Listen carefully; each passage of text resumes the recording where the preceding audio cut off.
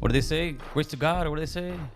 Oh, glory to God, dude. Come on, let's do that. Come on. Now you're supposed to know. Praise the Lord. Yeah, first, no, seriously. All glory to God, man. Before we get started, though, I want to give a couple shout-outs. Paulie's Project. Go check that man out. He's doing beautiful things for his community. Support the gentleman. And, of course, Callejero Clothing.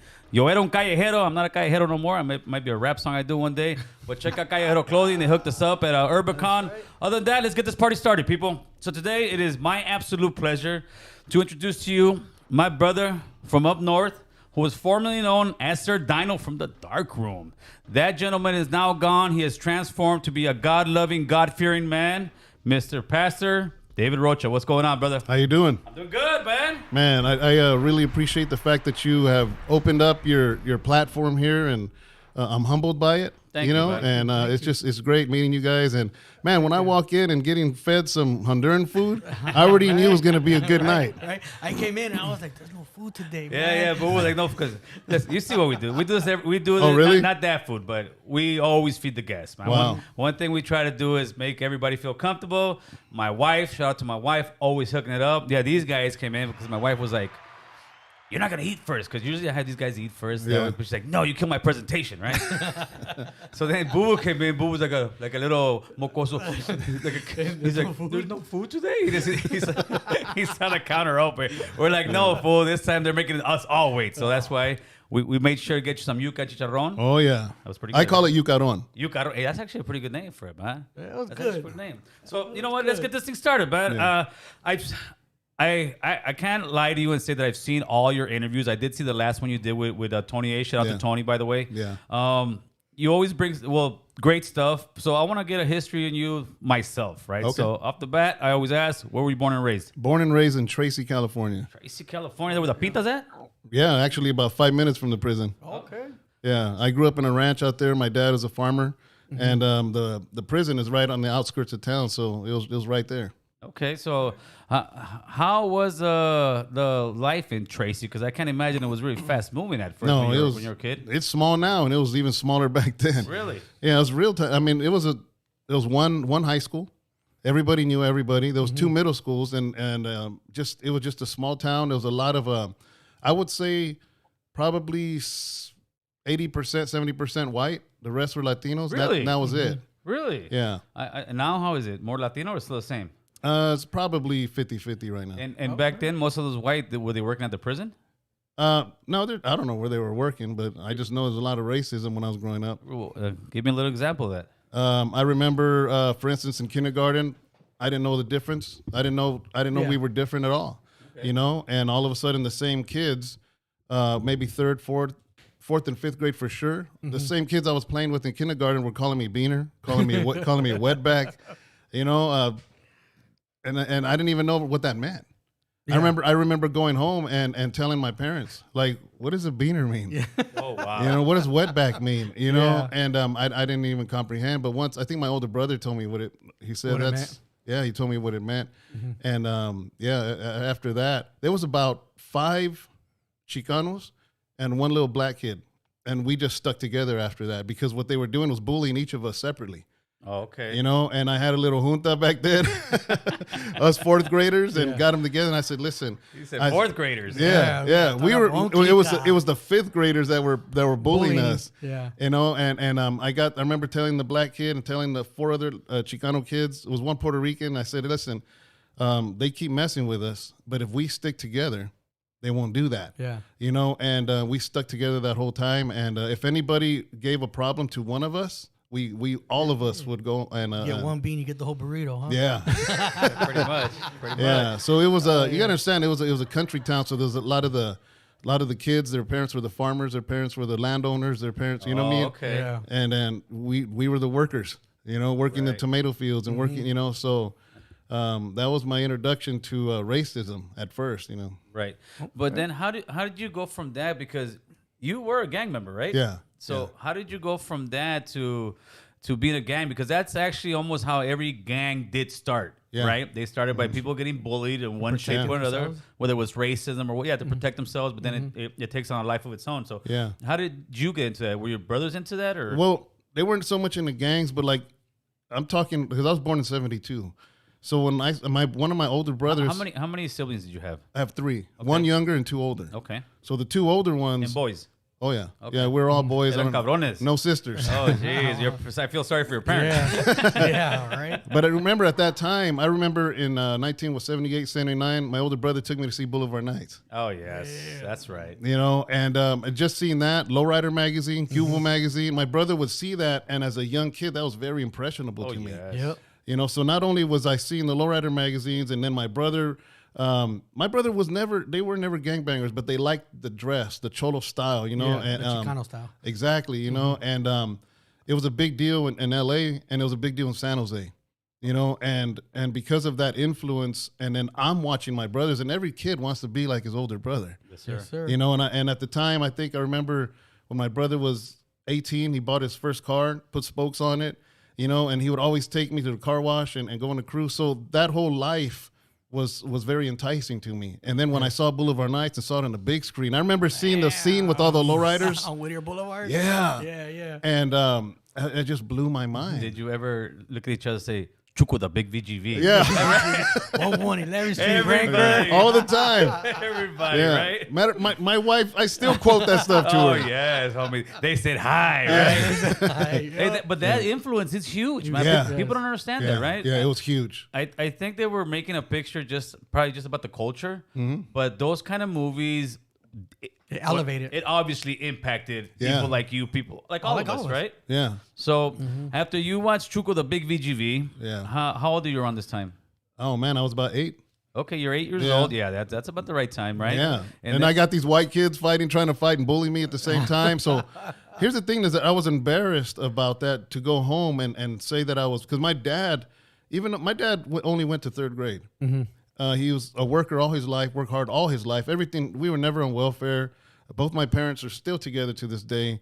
My dad had an amazing work ethic. Yeah. You know, and even though we didn't have a lot, I didn't realize we were poor. Because you know what? We had food in the fridge. And it might have been beans and and arroz. rice. You know, There. no matter what was for dinner, there was going to be arroz and beans on the Yeah. side, no matter what. But I didn't know the difference. Right. You know, and so I remember my dad telling me stories, probably stories he heard, Pancho Villa, Zapata. He would tell me about that. So I grew up with this love for my culture, you know, and then when that started happening and the racism, I was kind of embarrassed about it to go home and say, oh, these guys are bullying me. Yeah. But I think that's where the anger started, you know, because when you hold stuff, especially as a child, and you hold that stuff, there's no way to release it. And then later on, when I remember the movie Colors came out, that was another one, right? Yeah. Now, by this time, you got to understand, I felt at that time, I was already kind of hip to things because my older brothers, my older Yeah, cousins. you learn from them. Yeah. So to me, movie Colors wasn't as influential because I kind of felt like the whole Chicanismo, I was already ingrained in it. Yeah. But then there was other kids in my town that saw Colors. All of a sudden, the next day, there's gangs everywhere. Right. And in the part of town where I lived is in Northside Tracy. I remember having a group of friends and we were laughing at these guys starting gangs because we just saw the movie Colors and all of Yeah. a sudden they're They're all blue banged out. rags and red rags and It's the end thing. yeah, you know. And I remember telling my friends, I said, don't get involved, man. Don't get involved. But eventually these gangs started coming where we lived. And that's where it comes where you're kind of forced into it. The next thing, before I know it, we're a gang. You know, we got 30 people in the neighborhood and we're just going back and forth with these people. And it just kicked off from there. I was really upset because Tracy was a small town. And back then, I don't know how it was here, but anytime there's a wedding or quinceañera, it never ended good. It always ended with a big old fight. Always. Over here too? That's when you knew the party was over. When the cruising was over. When the backyard party was over. Yeah. Somebody got into a big fight. The shooting started happening. All right, party's over. It's time to Yeah. go. Yeah. Yep. And So, it was crazy. We just keep going like nothing happened, right? Yeah, so Tracy, you got to understand, Tracy was right next to Modesto, right next to Stockton. So anytime there was a quinceañera, whatever, we felt we had to hold it down for Tracy. But there's always Stockton people, there's always Modesto people. But then when this whole gang thing happened, Tracy split up. And it has never been the together same, ever huh? since. And yeah. what's the two factions of gangs in Tracy? I have no but back idea. then. Back then, the gang I started, You were in the OGs. yeah, the gang I started because of this, we called ourselves Barrio Uno. Barrio V1. And actually, I never mentioned that in an interview, man. Oh, there you go. We got exclusive stuff over here. Yeah. Right? We got exclusive stuff. Yeah. And is that still going on? No, Okay. no. And then at that time, I don't even remember the gang that started. But right now, I know that there's in the projects. There's Southside Tracy. There's Westside Tracy. I don't know what else. There's Northside Tracy where I grew up. Now, how long was Barrio Uno going around for? That was probably just a few years actually until I got older, and then it just kind of turned into other things, other groups. So it got sucked in by another gang. Yeah, basically. That's probably what happens everywhere, Yeah, it's a lot of places, especially when you're a smaller gang, right? Yeah. So what did you guys do? You guys all got together and said, this is going to be our neighborhood. Who came up with the name Barrio Uno? I don't even remember who came up with We it. just want to be number one. We're the number one barrio is what it was, right? The first one in this area. It makes sense. Yeah, and then we were all originally from Northside Tracy. If you go to Tracy, which is really small, but there was a park. There was this little burger stand, and we just kind of between those two, we just kind of held it down. Now, were you guys? So you at this time there wasn't really too much north-south stuff going on, right? Well, here's the thing. It's funny you bring that up. I remember seeing XIV everywhere. I had no idea there was a 13. Okay. So everybody in school, even my older brothers, my cousins, they would write XIV on everything. So I assumed that meant like Chicano or something. I had no idea what it meant. All right. It wasn't until maybe 19, 20, 21, no, about 17 that I started seeing in the Tracy newspaper. 91, not 21. I said, damn, this guy's old. Yeah. No, in my age, when I was about 17. Oh, you said 19, 20, 21. I said, Jesus. He's taking old school. The Tracy Press newspaper was always putting the stuff that was going on at the prison. Yeah. And that's when it started saying Mexican Mafia, Nuestra Familia, and they were just going at it. And so that's when I kind of started realizing. So then older guys in Tracy started telling me that I had to hate Sureños. Right. I didn't know what that was. Didn't know who they were. Yeah. I mean, were they ghosts? Were they hiding? I don't. There was, where are they at? But I was taught to hate. The indoctrination began. Yeah, and I had no idea. I remember seeing my first Southsider. I think when I was 19. Yep. Where was this? In Tracy, when somebody from over here just moved over there, and Yeah. And then that's how it kind of starts going. Now, at that time in the late 80s or early 90s, were northern gangs fighting amongst one another? Oh yeah. So there was bloodshed between you guys. Oh yeah, that's all it was. Yeah, no, something they hear. No, we never fought against each other, but over there, that's what it was. Yeah. Right? Well, I mean, the younger generations don't know that, but yeah, it used to be just, even us. We're from Northside Tracy. We're banging against people in Southside Tracy, but both were Northerners. Yeah. And still to this day, they're still out there fighting one another. They probably. I have no idea. Probably they shouldn't be, but I don't know. Rocha said you guys shouldn't be fighting. It shouldn't be, but it happens. Right? You know what I mean? Somebody goes out with somebody else's lady. Oh yeah, as always, it has nothing to do normal with stuff. Yeah. So and I know you may not like talking about some of this, but I'm curious myself. I want to go more into in depth into your gang life. You end up going to prison, right? Yeah. And as an adult, later. So did you go to Tracy, like right across the street? Throw me the package, Bob. Throw me the package. Yeah. No, I went to federal prison. Oh, is that right? Yeah. It was under the RICO Act. That was Sir Dino or what? So they went to federal prison? Yeah. Now, okay, where is the name Dino come from? From a bike. From that actual Dino bike? Remember the GT used to make dinos, and they were freestyle bikes? They had the pegs and all that? Yeah. So you had one. I had one. Man, that thing was like, I remember at the time, it was like $400 bike. Yeah. Man, it could have been a Lamborghini to me. Yes. I did not want to get off that bike. Yes. And everybody saw me on it. And this was before gangbang. I was like maybe 13 years old. And everybody started calling me Dino Dave. So then when I got older in high school, it just stuck to you. The Dino stuck. Yeah. That's a good one. How much those bikes are today? I wish I still kept it. Oh, those are They're beautiful like bikes. $1,500 bikes Those right are there. beautiful bikes. So that's where Sir Dino came from, right? Yeah. Okay, so how does the young kid who is 13 years old driving his Dino bike, cruise down the street, gets a gang? How does Mijo, because to our parents, we're always the nice kids, right? Yeah. How does Mijo end up getting caught on a RICO app and going to the feds? Well, I mean, that didn't happen until I was in my 30s. That late, huh? Yeah. Wow. So then there's a whole story in the 20s. So you were going crazy while you were doing your rap career then. Oh, yeah. Yeah. Because I started rapping, I think, I don't know, maybe 17 years old. And how did that come about? 16. I would write poems. I was bored in school, and I would just write poems. And then I was a huge rap fan. That's back then. It was only New York rappers, like I remember Africa Bambaataa. I remember Mela Mel, Grandmaster Flash, all of that. And I was just I heard rap for the first time. Yeah, man. And I was stuck. I was stuck. You know what I mean? And my older brother, was always cruising with the lowrider. He always had like the latest music, and he would show me this rap, and I was blown away.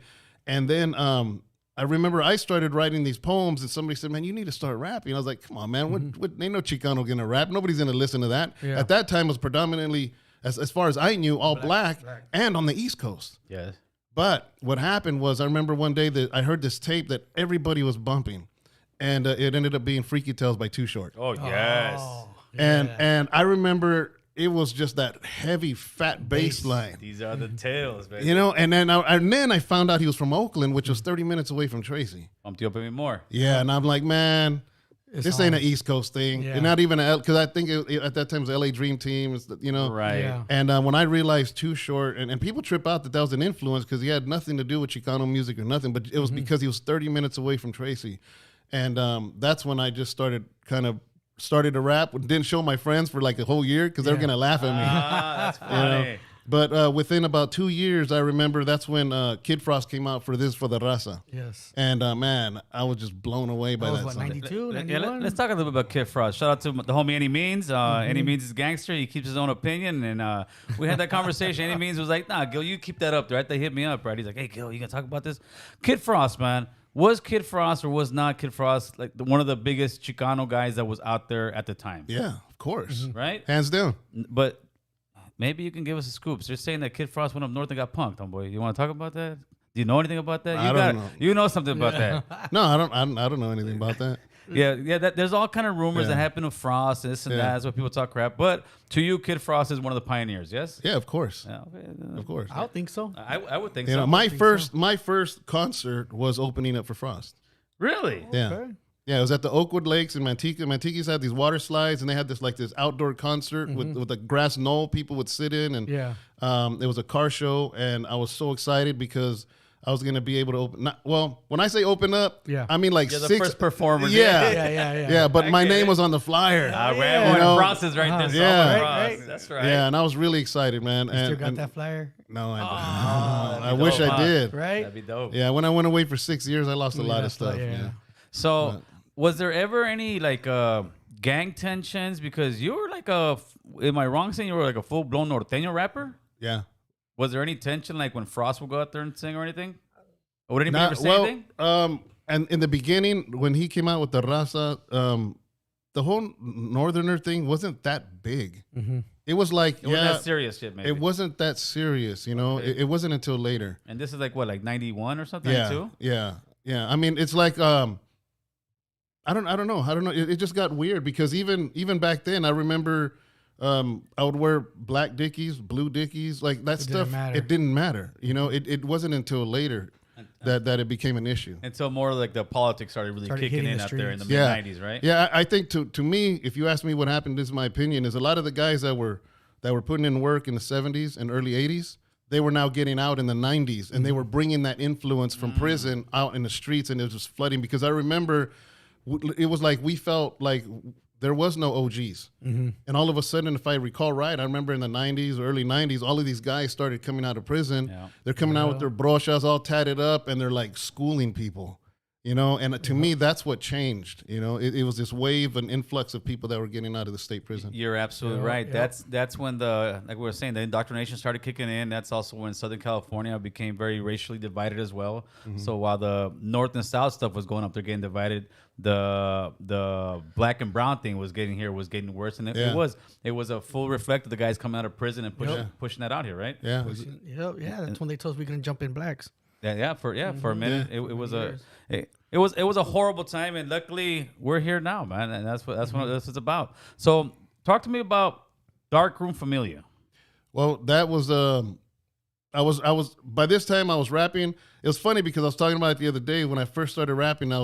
way in the beginning of the car shows. Like I was the act in the car show when people were still getting their cars ready. Yeah. And it was like 3 people. 3 people were watching me. Yeah. You know, but by maybe about the year 2.5 years, I started doing the car show circuit, Sacramento, Stockton, San Jose. By that time, because even though Kid Frost was like huge, I think Lighter Shade of Brown, even then, maybe Proper Dos, if I remember right. For sure. They were banging it. But up north, nobody was doing it. And I was going up stage. I was all choloed out and everything, and nobody had ever seen nothing like that before. Yeah. You know, so I remember by the next time the circuit came, I was bumped up to like the opening act or even the headliner. And so it just kind of, and I didn't even have a release yet. Yeah. It was just this car show circuit, you know, and it was crazy. So what happened was, a couple friends of mine, they were rapping too, because we would like, all these rappers would meet at the car shows, you know, and we would become friends. Oh, see you at the next show. Yeah. See you at the next show. And one time, 2 brothers showed up to my house and they said, hey, I was like, yeah, how'd you find out where I lived? You know, and they ended up being with one of my homeboys. And they said, man, we want to talk to you. We have a business proposition. Yeah. And I was like, yeah, well, what do you think? He goes, well, man, you're a local rapper. People know you in Modesto, Tracy, and Stockton. He goes, we're from Hayward. People know us in the East Bay and Oakland, and we have so-and-so from San Francisco. Why don't we put this super group together of all these rappers? And we'll share each other's fans, and we'll just blow up. Yeah. And that's where we formed Darkroom Familia. It was just a group of different people from different northern cities, and it did exactly that. It just caused this huge wave, and I ended up getting our first nationwide deal. It was with Sunset Boulevard out here on La Brea, in Hollywood, I guess. You know, and our stuff went nationwide from that point. Really? Yeah. Now it was called From the Body with Love. Now, at the time that you guys got that deal, how old were you?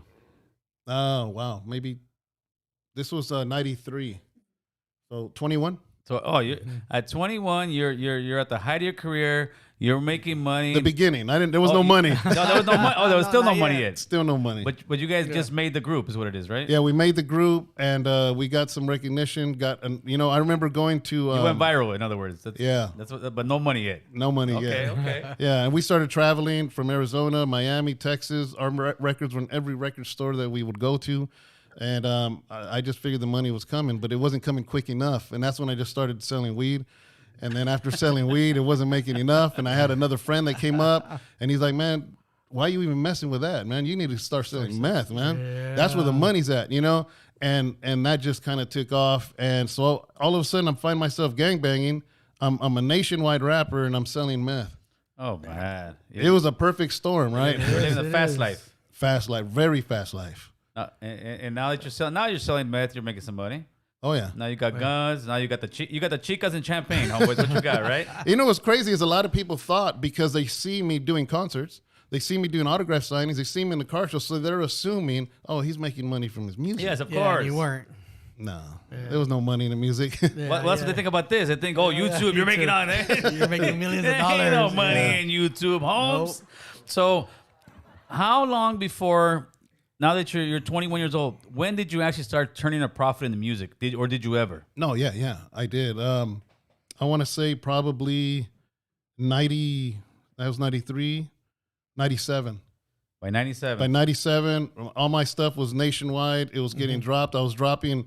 I had the recording studio in my house. I was releasing So what I did was Darkroom Familia. I started saying, okay, each year we're going to drop a solo album of all of you. Then we're going to do a group album, and then we'll just turn it around the next year and do the same thing again. We had major distribution, and money was now coming in, and we were doing concerts, and then we started doing movies, you know, and really embarrassing movies, but we started doing movies. Were you Angel Town? Were you the lead actor or what? Yes. Yes, man. You didn't take no acting classes? Nothing, man. You know what's crazy is people call me, oh, I saw your movie. It's on Amazon Prime. I'm like, oh, man. Why even watch it? Hey, no, Amazon Prime's a good platform. Hold on. Give us a shout out of one of the movies so we can watch it, man. Come on. Oh, man. Come on. Dope Game 2. Dope Game 2, people. Make sure to go ahead on Amazon Prime. Get that Dope Game 2 and give it a 5-star. Carnal, we'll make that thing go viral. Yeah. Now, how long were your movies, man? Like an hour or two? They were full 90-minute films. Yeah. At that time, we had distribution with Hollywood Video and Blockbuster Video. Yeah. So again, another line of making some money. You were out there grinding and hustling, man. Yeah. So we were doing good. Now how was now back then? Were you a single guy? Were you married and single at the same time? Yeah, probably that. Yeah, I was all over the somewhere place. along those lines. Yeah. You were out there partying. Did you guys ever get high on your own supply? You know what? I've never drank. Really? Never did dope. Never. I need some of your blood, man. I need some of your blood, man. You are the cure, man. Yeah, people trip out. They're like, man, you were the worst kind of dope dealer then.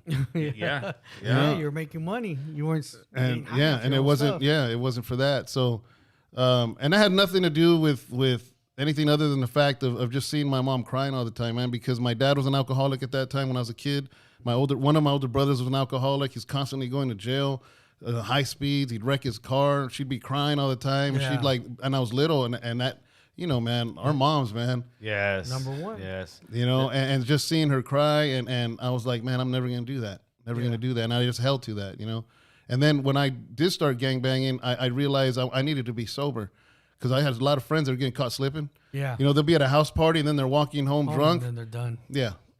So I just felt I had to be sober. Now, when you were banging in your days, were you banging against norteños or Southsiders? Whoever. So there was both at that time. Yeah, whoever. Yeah. Oh, Chris, you know what? That thing's probably not even plugged in. You got to plug in the PC somewhere right there before we go out of business right here. So the PC is running low. I forgot to charge the battery, and then Chris hit the camera right now. Meanwhile, you find it? We're good to go? That's why you know it's live, baby. No, as soon as you plug it in, you should be good. All right, so let's get back on track. You say, I'm gonna interrogate him right now. All right. You say that you didn't want your mom to cry, but I can guarantee you exactly right. But I can guarantee you that when you got 6 years convicted to go to federal prison, that broke your mom's heart. Oh, of course, yeah. She's Right? to this day, if she talks about it, she still cries. Oh, Still tears her up, baby was gone for 6 years. Yep. Yeah. And now, what led up to you end up catching this now? Let's see. Let me start from the beginning. Yeah, please. Yeah, let me start from the beginning. Take your time. There was in Pelican Bay, there was a meeting, supposedly, Allegedly. there you go. that the Northerners needed to quit killing each other. Mm-hmm. They needed to have a united front because a lot of people from the South were moving and taking over the neighborhoods up Set there. up shop. Mm-hmm. Yeah, and they had to put a stop to it. So somebody from Pelican Bay got out, had a directive, had orders, and they said, you know what? The best way to do this is find the most influential person. And right now, rap music is the biggest thing right now. Mm-hmm. So they got out, and this person got out and started asking around, and everybody started saying Sir Dino. Yeah. So next thing you know, I get a phone call, said, hey man, I want to talk to you, and I know this guy, I'd really like to talk to you and meet with you. And I did.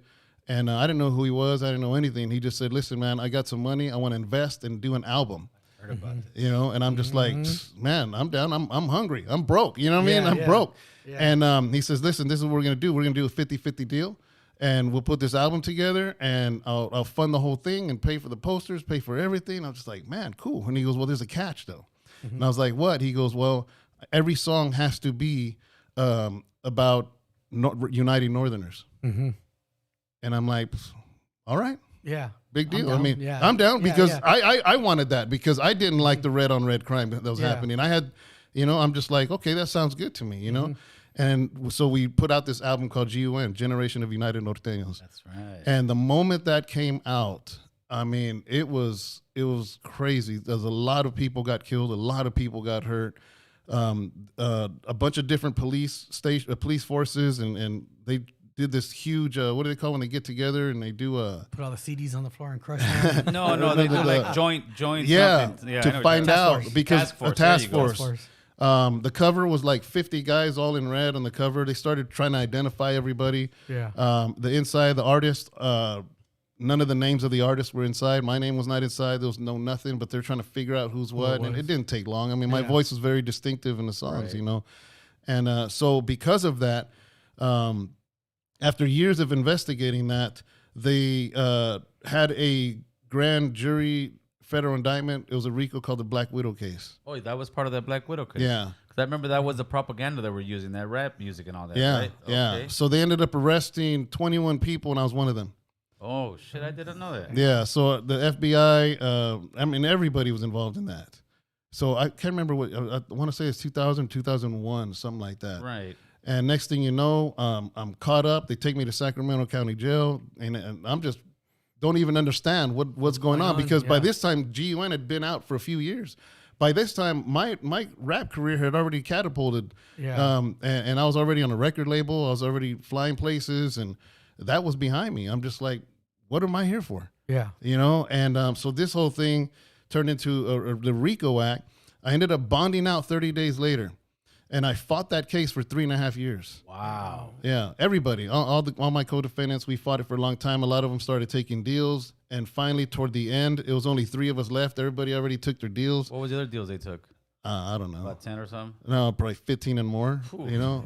And a lot of them they were already doing life already in Pelican Bay, you know. So they're probably super max. They were the big hitters. Yeah. Yeah, you know. So then what happened was I took a deal. Here's the problem. I was going to take a year deal. And I was my lawyer was fighting for me to get probation on that. Mm-hmm. And like a big dummy, I ended up doing a dope deal. Oh. And it was a FBI sting. Yeah. Wow. So This is where we got him. this friend of mine, I was a friend of his for like 13 years. He was wired up. So-called friend. Yeah, he was wired up. The whole thing was recorded. The whole thing was so it's bad enough to get caught by the FBI doing a dope deal, but while on federal bond Yeah. Bond.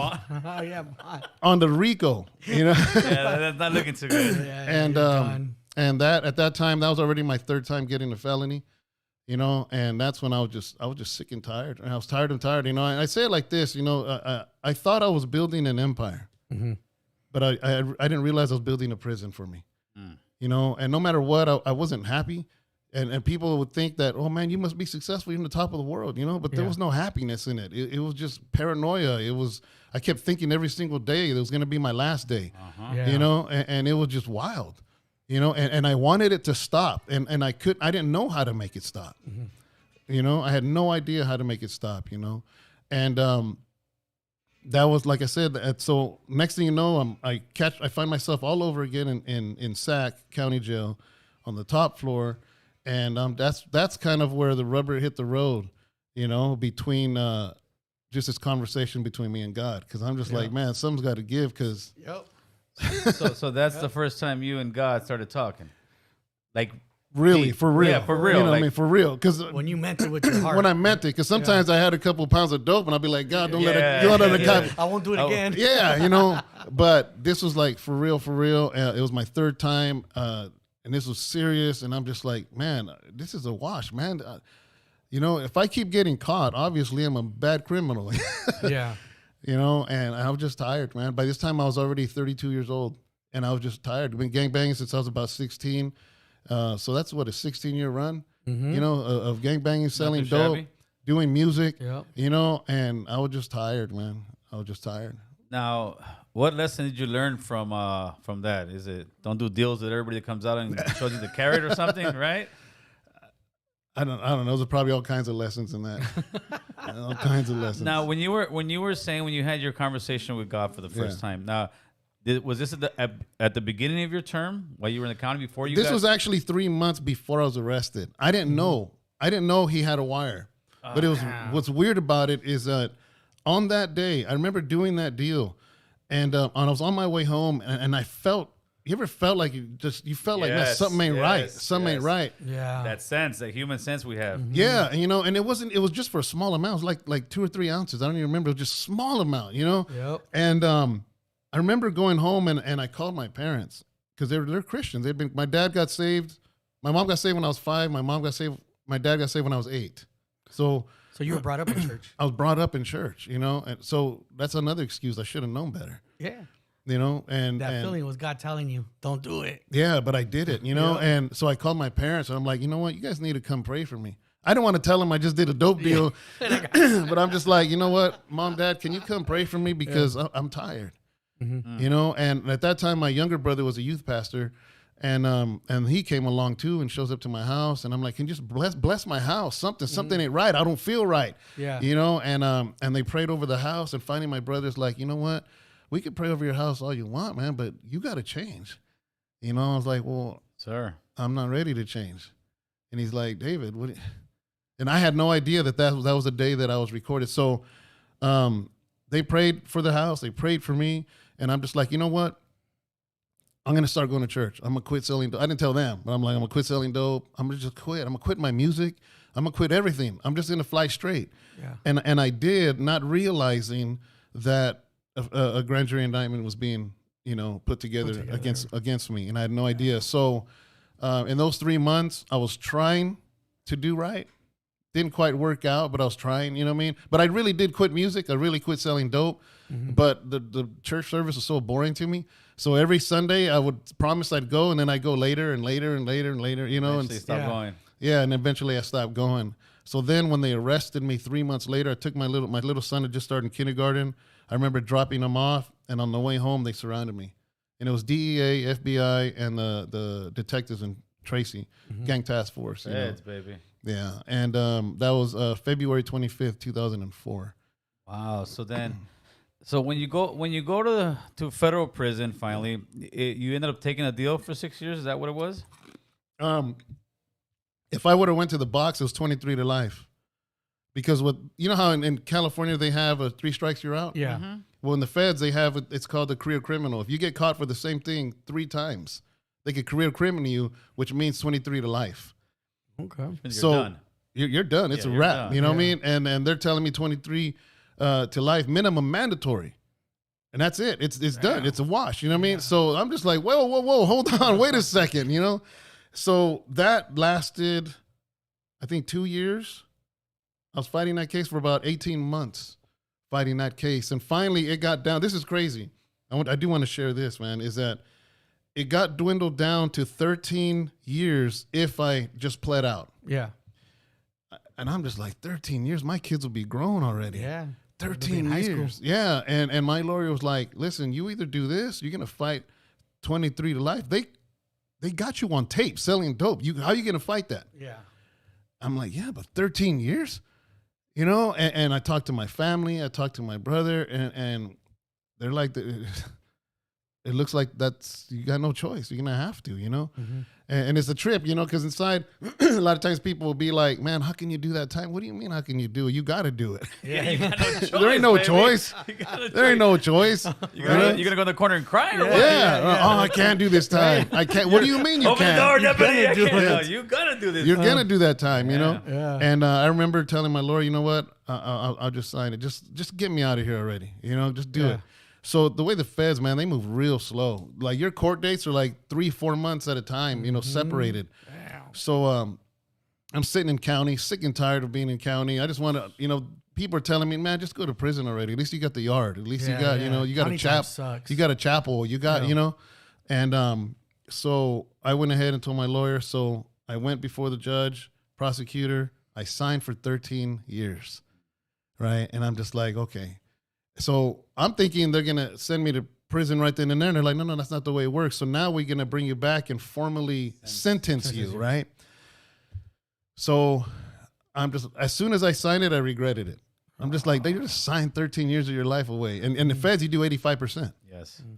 So there's no nothing. There's no halftime, no 50%, nothing, So I'm just like, okay, let's do it, And, but I regretted it.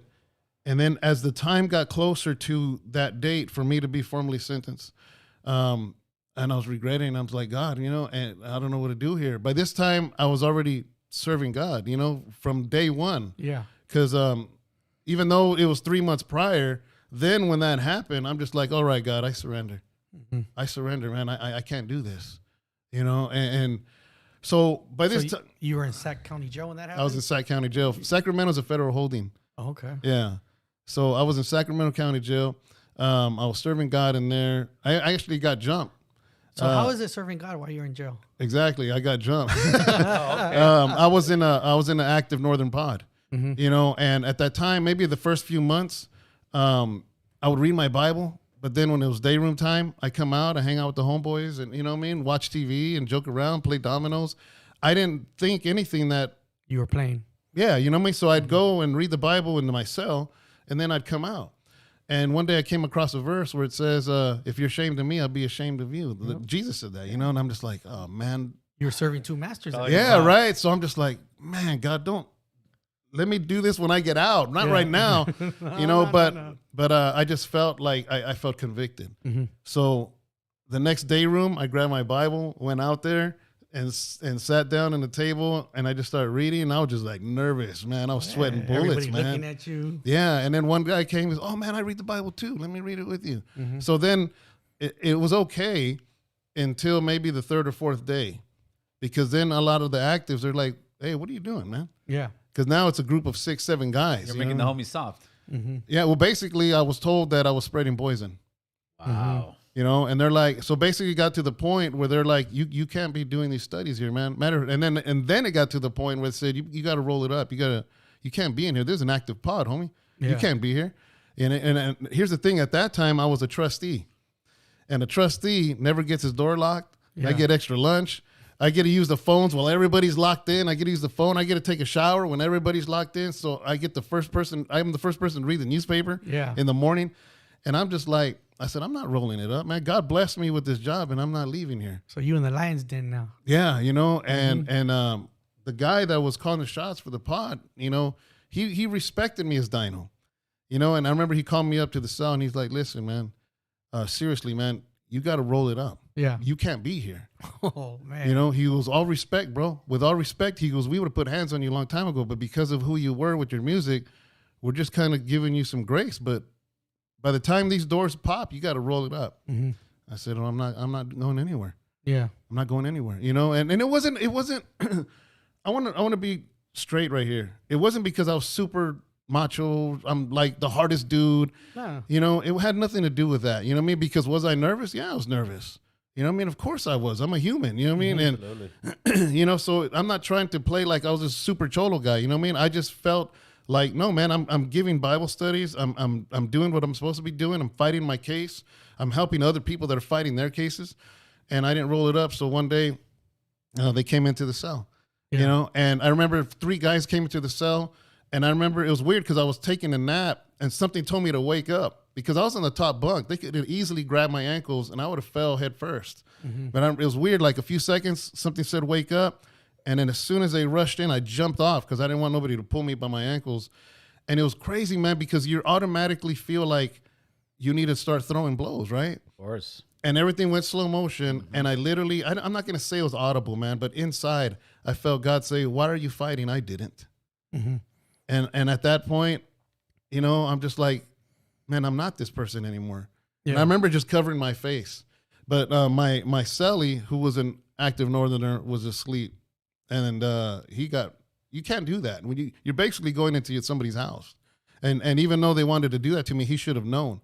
And so he felt disrespect. So he jumps up, and they were scared of him. He was a guy from Stockton. And they all ran running outside. And I remember he's like, man, you all right, David? You all right? You okay? You okay? Mm-hmm. I'm like, no, I'm all right. I'm all right. And so then they're outside the cell, and they're like, man, tell them to come out.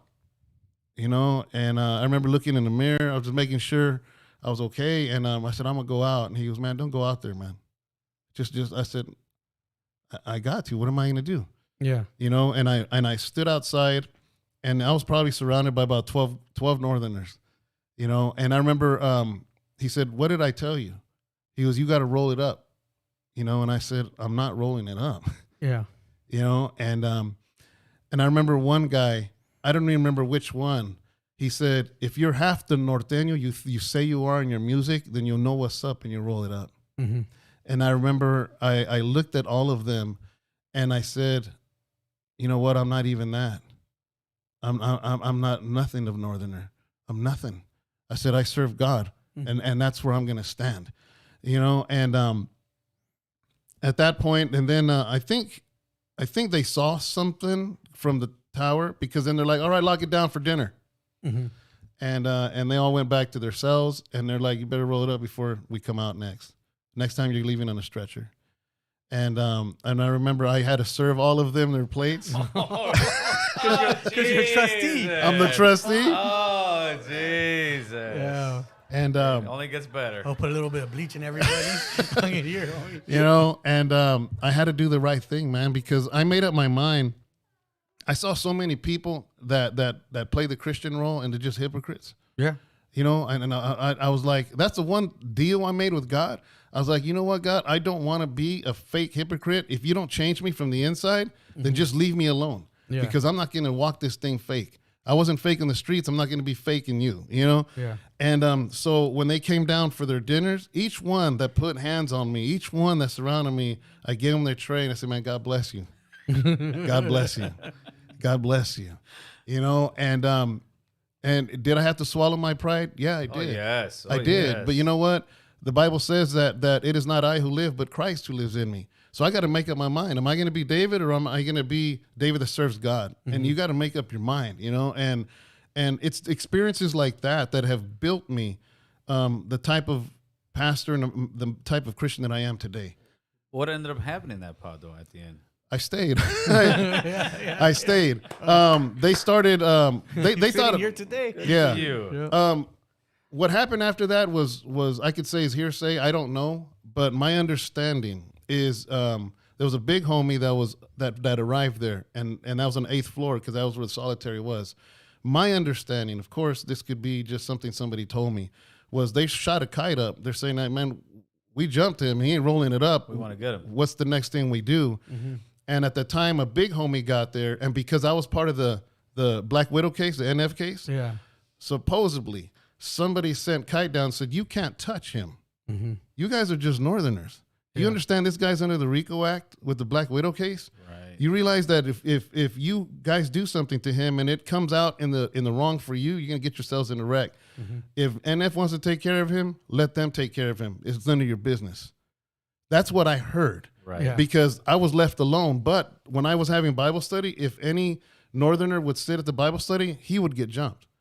So I ended up giving Bible studies to to whites, to blacks, to others, but not to Northerners. Oh, wow. So I stayed in that pod. your own crew would get jumped if they tried to go and do a Bible study with you. They would get jumped. Yeah. Yeah, and I stayed there for 8 months. 8 months later, then the marshals got me. Now, did anybody ever, because, and no disrespect to you, David, but myself, back in those days, if I'm feeling that and I'm hearing this fool just got busted and all of a sudden he's turning Christian. Yeah. Did anybody come at you say, I might use a punk? Like, come on, homie, how you going to sit there and become a Christian all of a sudden? Not to my face, I'm sure. I would have said the same thing. Okay, that's what I'm trying to get at. That's exactly what I would have said. You know, so I get it. And a lot of times when people have said that to me, even after I got out, people have said that on, not to my face, but like in emails or things like that. I tell them, you know what? I would have said the exact same thing because I know the rules. You know what I mean? I understand the street code. I get it. And people do run to the Bible. And people do run to God. And I get it. You know? And so, but I would say that to you at the beginning, right? Yeah. That's how I would think. But now as being the adult that I am and knowing the path that you've taken, no, you were for real. Because the problem is, and this is the problem with the church community a lot of time, there's a lot of homies that are all churched out the game during the hard times. Yeah. But as soon as they get out, they're back, shooting up cargo on the block, kicking with the homies, right? yeah. And it happens a lot. It happens a lot, you know? So those are the people that give Christianity a bad name. Yeah. And it's not accepted by others, Yeah. meaning non-Christian people. They don't accept that. Yeah. But yet you can go back to your neighborhood and you got a homie that's bad and you still accept him when he gets out. Yeah. So it's kind of like a double-edged sword at that point. But you know what? A lot of times, though, I'll be honest with you now as a pastor, is that a lot of times these guys that go back and forth, a lot of times I blame their leaders. I blame their leaders because their leaders wanted to make them a part of the church, not a part of the kingdom of God. So they have all these man-made rules. You got to be in my church. You got to listen to my preaching. You got to do this. You got to do that. All these rules, all these regulations, you know what I mean?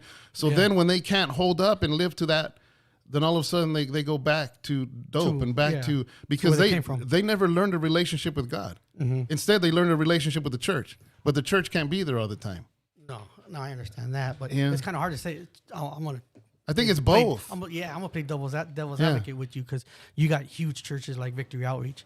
Yeah. They're known for people going back and forth. Yeah. And it makes them look bad. Yeah. But you can't blame their leaders because, I mean, Yeah. how are you going to blame Sonny? Well, he's the one that runs that church. One thing I'll say is that Victory Outreach has a high rate of people that leave. But I will say this, is they do reach the ones the other churches won't. Yeah.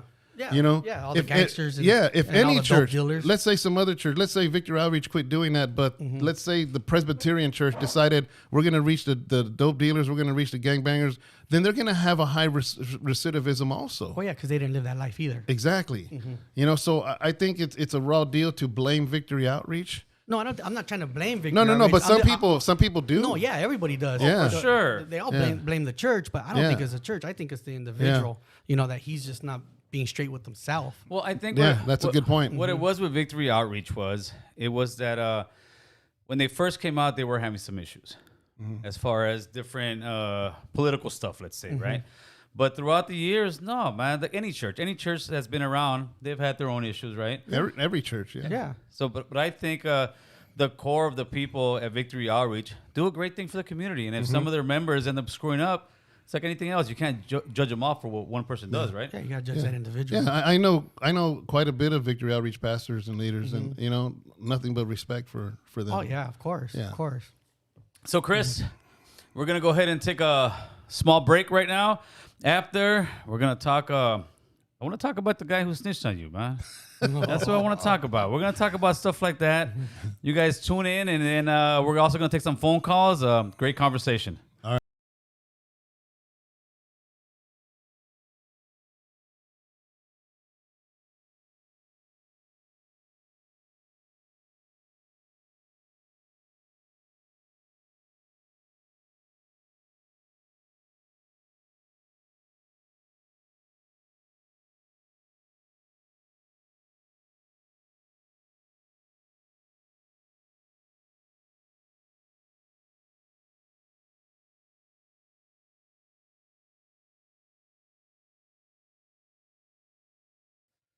And let's rock and roll. All right. So before I get started once again, great conversation. Yeah. Great conversation. That's right. It really is very good. I forgot to give the plug to my man Alonzo right there, man. What is it? God's fingerprints. Alfonso. I always say Alonzo. I think of Alonzo from the World Class Wrecking Crew.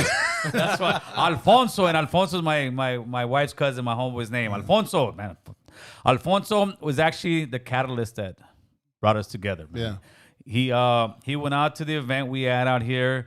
One of my homies from Clanton calls me Nitro because he says I'm always pumped up and ready to go, right? Which I kind of am. I'm a high energy. But if I'm Nitro, Alfonso is super Nitro. Alfonso is very high energy, but he's a God guy. He's a great guy. He's a beautiful soul. I spoke to him, 30 minutes, 40 minutes, whatever it was. Yeah. And I read his book, and after reading his book, man, it's a great story. If you guys haven't picked it up, pick it up. But that's why this came along. And he wasn't there to solicit an interview whatsoever. He was just talking, and he said, I come up from up north, and Pastor Rocha is my pastor. And I was like, all right, it's all love. I mean, he wasn't nervous. He just came in and I was like, brother, it's all love. There's no hate over here. So I just want to give him a shout out. Now, you say you weren't done with this. Oh man, I just want to say to Gil, he hasn't gave me my book yet. I know you gave it to him, but I haven't read it. I'm gonna actually just take this one. You should just take that one. I read it I started at 9:00 at night. I usually go to sleep by 9:30. Yeah. I was up reading to about 10:30. The next day I took it to work and I finished it at work, and it was a beautiful book. It really was. It was inspiring. Like, what I liked about it was that it doesn't push religion on you. Yeah. It really doesn't. It just kind of gives you. Just tells a story. It just tells a story, man. That's a beautiful thing. I wouldn't know. Boo can't read it anyway. He's got dyslexia. Don't believe this fool. All right, so you say you weren't done with the man. No, I wasn't done, man. We were going. I was Hey, thank all you guys for the super chats out there. We really appreciate that. Now go ahead, because what people don't know. Let me tell your story real quick, Boo. Boo was actually a church guy for how many years? 10 years. And from 2000 to 2000. In hardcore. Yeah. I went Sundays, Wednesdays, Tuesdays, all the meetings that we had, all the different functions. Like I said, I didn't know that about it when I met him. I would have never talked to him. Yeah. I'm playing. So I got questions, you know. Like I'm gonna play devil's advocate. Yeah. I'm gonna go on 10%. Why do the church need 10%? I mean, I know why, but I'm playing devil's advocate. Yeah. You know, what do you guys? What is it that? Because a lot of churches really put on the 10%. Yeah. You know, I mean, why is that? It's a good question. It's called the tithe. Yeah. Which is in the Old Testament, not in the New. Yeah, exactly. You know, so that's my issue. I do say at the church where I pastor, I say, you know, we're going to pick up offerings, tithing, more out of, because people kind of know what they're talking about. Yeah. But as far as when people try to say, if you don't give 10%, God's going to curse you. If you don't give 10%, that God ain't going to be with you. He's not going to bless you. Yeah. That is manipulation. Yeah. You know, because in all honesty, if we have a baseball team in the neighborhood, right, it's our neighborhood. And nobody's going to help us. So as parents, we're like, you know what? Let's put our money in and get the kids' uniforms. Let's put our money in and do this. Yeah. In a sense, that's what a church should be, because a church it should be everyone coming together and saying, you know what? We need a place of worship. We like this place. We like the electricity. Yeah. We like the air condition. We like having water in the sink. So everybody, let's all do our part, which actually sometimes it's less than 10%. Sometimes it's more, depending on your job, depending on where you're at. Because if you are going somewhere and getting fed spiritually, then you should do your part in helping. But I don't like when people say you have to give a 10%. Yeah. You know, I think sometimes it goes above and beyond that even, to be honest with you. The reason I say that is this. I've been pastoring for 11 years. I'm not on payroll. Yeah. I do not get a paycheck from pastoring at the church that 11 years. I don't, you know, and so I can say this with complete freedom, you know, is that there's many times in the beginning when I had 20 people, 30 people, my overhead was, let's say the church building, electricity, everything, let's say it was $3,000. And that month, 1,800 would come in. Yeah. Well, guess what? Who has to pay the $1,200? Me. And I was an Uber driver. Yeah. You know what I mean? So it's like, that's giving more than 10% because I felt that the message had to be out there. The people had to hear this message. People had to come together. So I'm like, there's a need, so I'm going to fill that need. So does that 10% have to go to the church? The 10%? Yeah. I mean, if I'm going to give my 10% to God, do I have to give it to a church? No, I don't believe that. I believe that you need to give it where God puts it in your heart to give. But if you do belong to a church, you should want to support your church. Because I belong to, I'm talking back in the day, I belonged to a church. I gave my 10%. Yeah. But there was times that I gave it to somebody that actually needed it on the streets. Yeah. But I gave it to him because I didn't have to give it to the church. I know you should give it to the church because you got to pay for the lights, electricity, water, toilet paper, you know, everything you use there, you know. So, but yeah, I believe that God's gonna. Sometimes He puts somebody in front of you that needs it. Yeah, that's right. And so you're just like man, I'm okay giving this into God. Well, it's like here, boo boo. We say all the time, people, you know, this ain't cheap. You know, you're spreading a message, you're spreading a word, and you need a treasure to make that kind of war. And your guys' war is war against evil, war against poverty, war against drug addiction. Yeah, and I think. I mean, not even think. I see what the church has done, and like I say, I am not a church-going guy. I have never been baptized since I was a kid. I was not yet. No.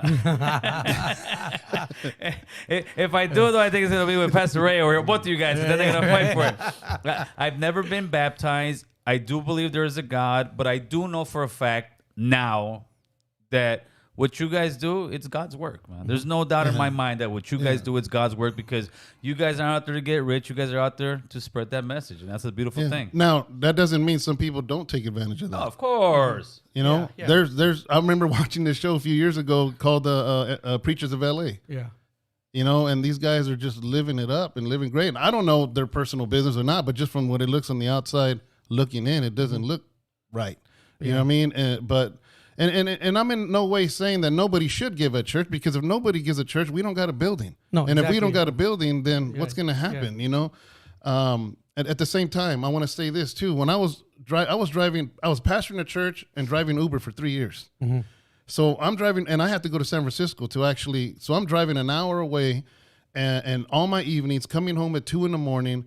And at the same time, people are in the hospital. People want to visit. I got to do a funeral. I got to do this. I got to do that. I'm not getting paid from the church. I got to be out there doing Uber. Yeah. You know what I mean? And a lot of times, you know what I mean? It's like, it's not fair in a sense of we're not going to give toward this church. We're not going to give toward you, but we want you to be there for everything that we need you for. Mm-hmm. And that ain't right. But you know what? 11 years still, I'm still preaching. I'm still not on payroll. I still love what I'm doing.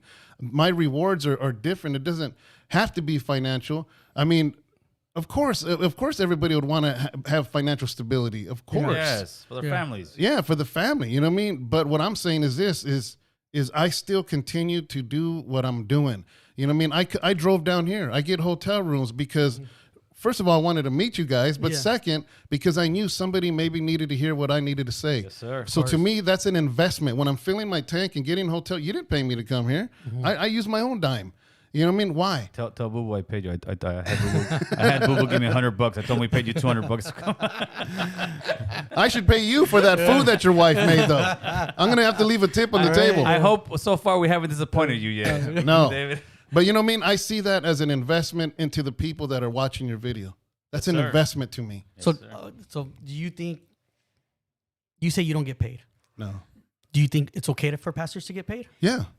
Yeah. Absolutely. Yeah. I mean, no, because there's a lot of people that say pastors shouldn't get paid because then all of a sudden they're driving around a Mercedes, especially like the people with the bigger congregation. Yeah, that's extreme. You know? Yeah. That's extreme. But if your congregation, that's those mega church guys. So no, yeah, but still, if your church, say you're a mega church and you're pulling in off of 10%, 30,000 a month, you know, and your pastor's getting paid, I think they should a percentage. Yeah. You know, because I know me when I was going to church, I would love to see my pastor driving around in a Mercedes. I would love to see him going to Cancun for the weekend, him and his wife, because they did so much work in the church. Yeah. And you guys just don't go every Sunday and preach. You have the study 5 days a week before you get to there.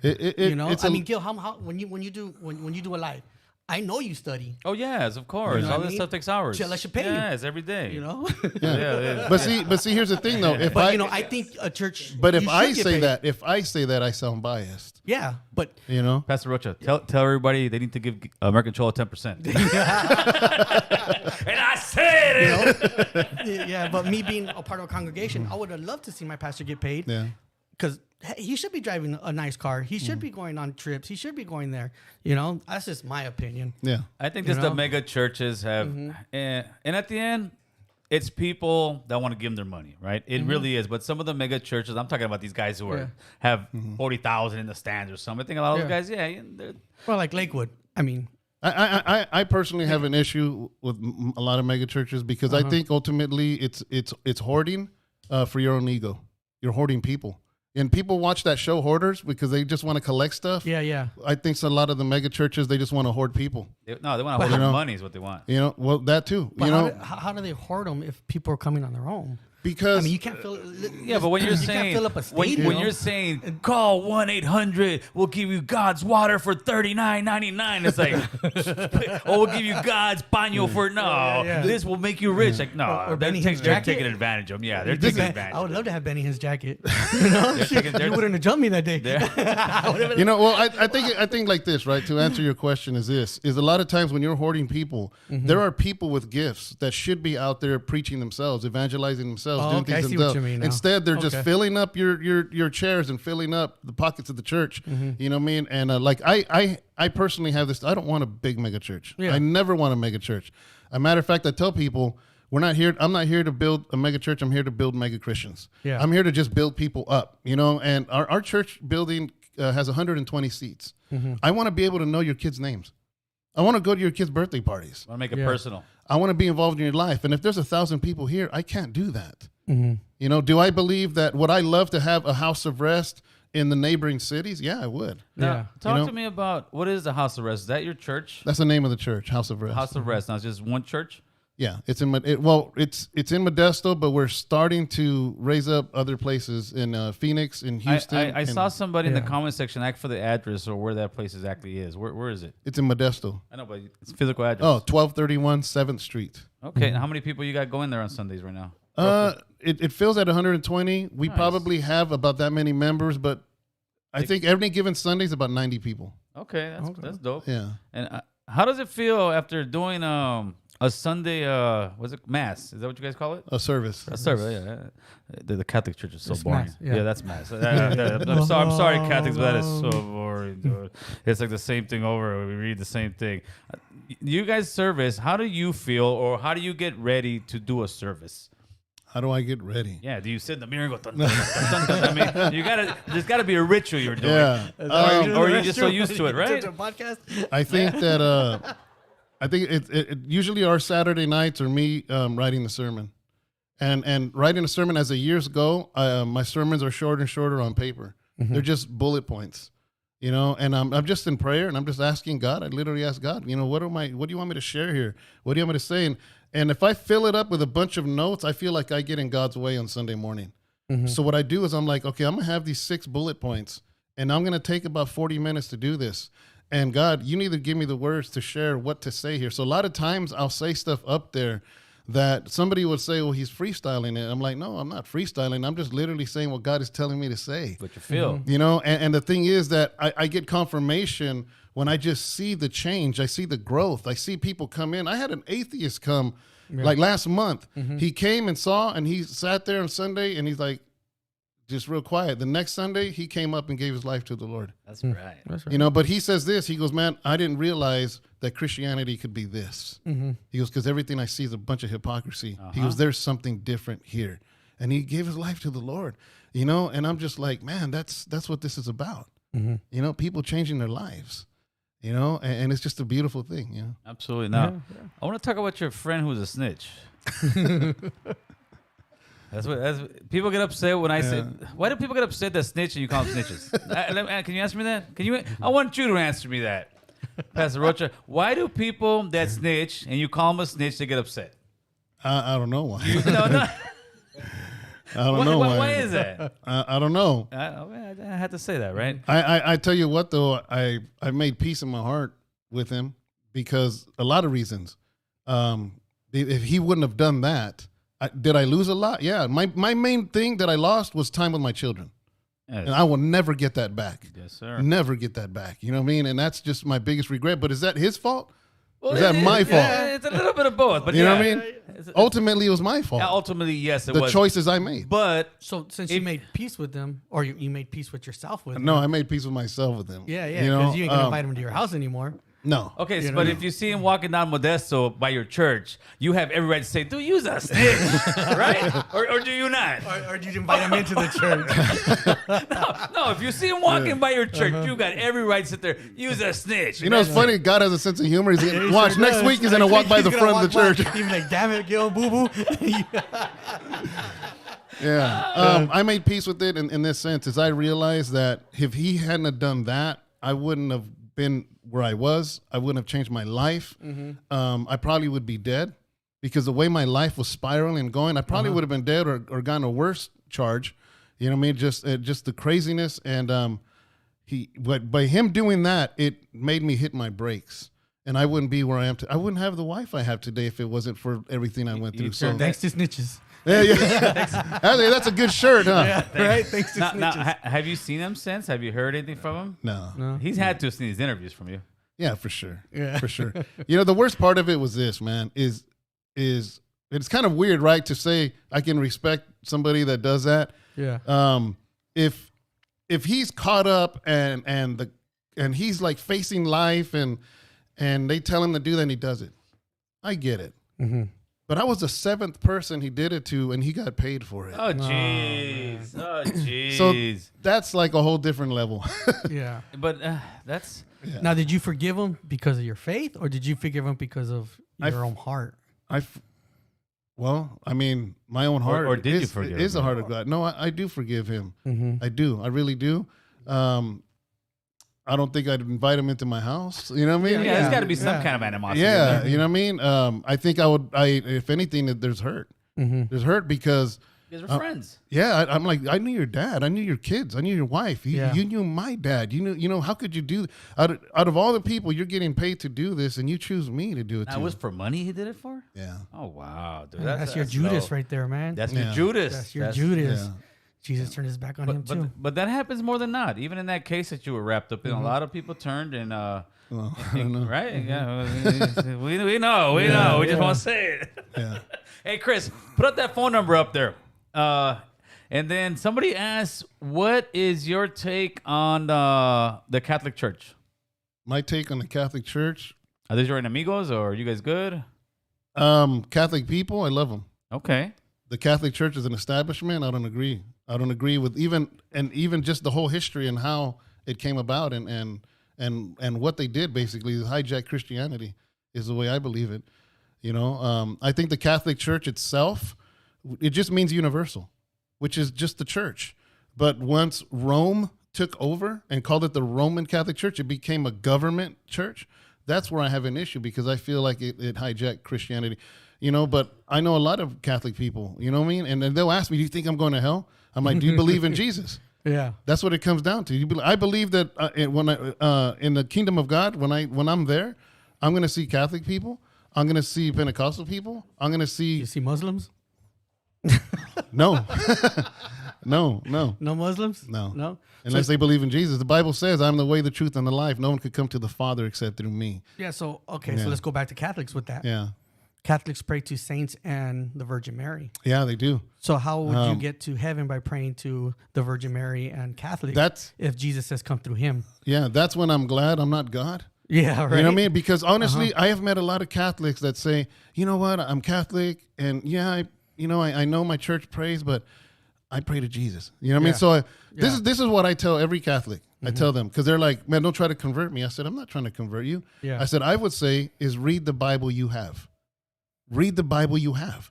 I'm not saying to read. But they have more books than the Christian Bible. They have a few books, but the Gospels, Matthew, Mark, Luke, John, Acts, all that's the same. I would say, you know what? Read your Bible and let your Bible convict you. Yeah. Yeah. They are going through, Chris. We got a call. Hold on. Yeah, because I got a new phone. I didn't know my Google thing was working. Hello, who's this? Hey, this is Tony Paleo in Phoenix. Talk to us, Tony. I just wanted to say hello to Pastor David. You guys threw the phone number up there. I figured I'd say hi. He came down here and packed my house out last year. That's right.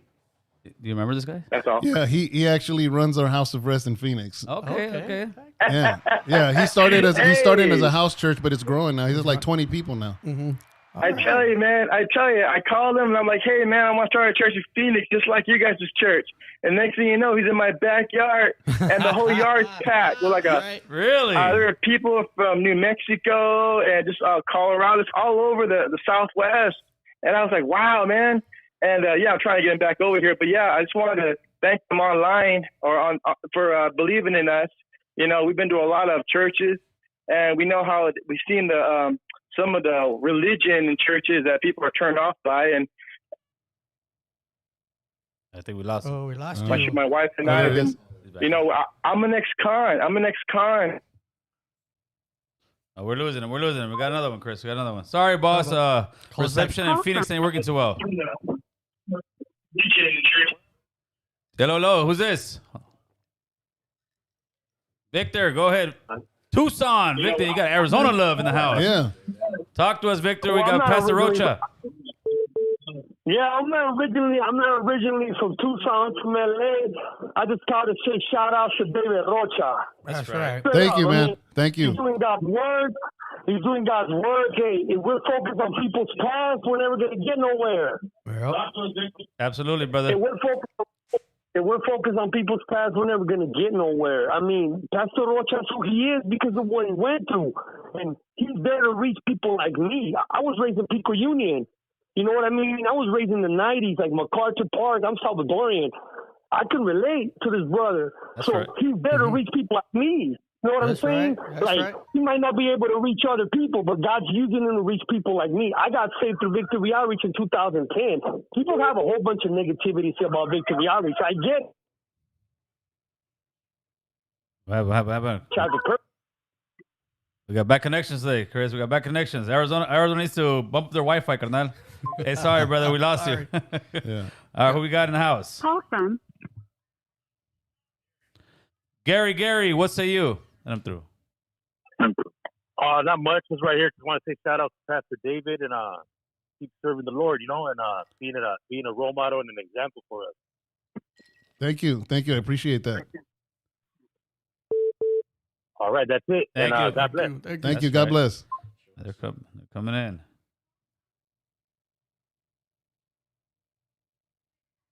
Hello, who's this? Hello. 3, 2, 1. Get him out of here, Chris. Get him out of here. Here we go, another one. I think that's the same gentleman from... Got a lot of callers incoming in. Oh, yeah. Hello. Then... Gil, remember me? San Jose, went to the event. Oh, yeah. How you doing, my man? I think you and your wife came through, right? Hey, doing well, man. Thank you very much for everything you're doing, David. I know you know me. I want to thank you. Thank you for everything. You're welcome. And I'm almost done con este compromiso que tengo, and I've been out working. And thank you so much, brother. I really appreciate it. That's awesome. That's beautiful, man. Thank you, my man. All right, man. God bless you guys. Thank God you. bless. Man, you got love out there, Yeah, Pastor you Rocha. sure You do. obviously doing something right. That's right. I thought they were going to get some calls. That guy's, I saw him drinking beer in the back of 7-Eleven last week.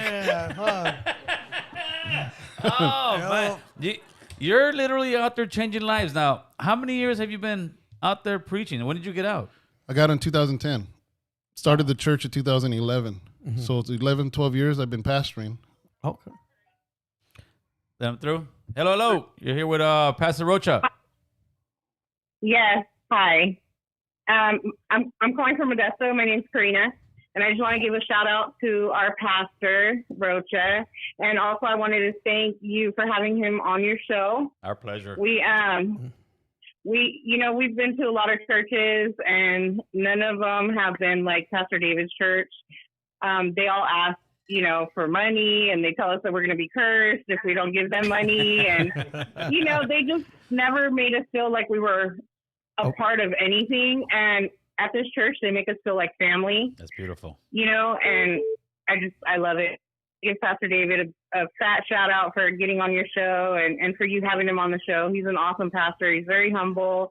Him and his wife are amazing. Like, they do so much for our family. Wow. And it's awesome. Thank you so much for calling. Appreciate Thank you. it. Man, you got your whole crew out there, huh? But that's dope, man. That shows the reality of what you got going on out there, man. Yeah, I mean, we have our YouTube channel. My wife and I do devotionals every single day. Devotionals basically like a little morning video with the scripture and a little thing. Monday through Friday we do it. So our channel's growing. We have like 9,600 subscribers. That's good. For a church, that's pretty good. That's what I'm saying. Go ahead, let it through. Angel, what say you? What's going on? Just calling from Houston to say what's up to Pastor David. Hello. Houston in the house. That's right. Now, how do you know Pastor David? He is our pastor. We lived in Modesto and attended his church for years, and now we are in the process of planting a house of rest in Houston, North Houston. That's a beautiful thing, man. That means the message is getting out there. Yeah, we'll be out there next month. Thank I can't wait. That's right. Thank you for calling and supporting. Amen. All right, you guys have a good night. You God too. bless. Let's see. We got West Coast Graffiti in the building. Hold on. I think I should maybe block this guy. West Coast. Call from West Coast Graffiti. West Coast Graffiti. Even though West Coast got my straight number, he wants to call that. West Coast, what's going on, brother? ¿Qué onda, cabrón? What's up? What's up, West? Hey, shout out to Pastor Rocha. Thank you for having him on, man. He's been inspirational. I'm a Catholic, bro, but because you have a lot of great messages. Thank you. And, it's a trip how, you can't really talk, politics and church and all that because, there's always a division. But yeah. I think that you can also listen to the message from both sides. You might not get along or take the message serious, but there's always a good message no matter what, I also think that by you forgiving whoever, snitched you out, it brought some peace to you. I believe so. I don't know. Maybe it did. I don't know. But I'm saying, like, there's a lot of things that happen. I got ratted out when Gil was on my show, I got ratted out by one of my homeboys. I was looking at I think like 15 years, and there's a code, right? You don't fucking say nothing, even if you might be in the right, you just stay silent. Yeah. I think God actually reversed the sentence, and that guy came clean, and he actually admitted that whatever was going on was his fault. And that's a big fucking message, bro. But sometimes we don't like to take that message into consideration, and we still keep doing stupid shit. You know what I mean? No, I hear you. Thank you for sharing. Yeah, and for me, it takes a big person to forgive another person. Well, it's only through God that we can forgive. West Coast. I don't forgive you for not going to the event. Yeah, me neither. I'm playing with you, brother. I gotta throw that in there. Hey, West Coast, I don't forgive you for not telling me why. Thank you for having him on. He's very inspirational, and I do watch his channel all the time, man. Oh, that's a great step. And Thank you. Keep your head up. Yeah, keep your head up and just keep moving forward, and Gil, Boo Boo, you guys are killing it, bro. Hey, thank you, brother. Bringing on people like him. Thank you, brother. Appreciate the support. Take care. That's right. Let me see. We got somebody from the 916 calling in. Sacramento. Hello. Let him through.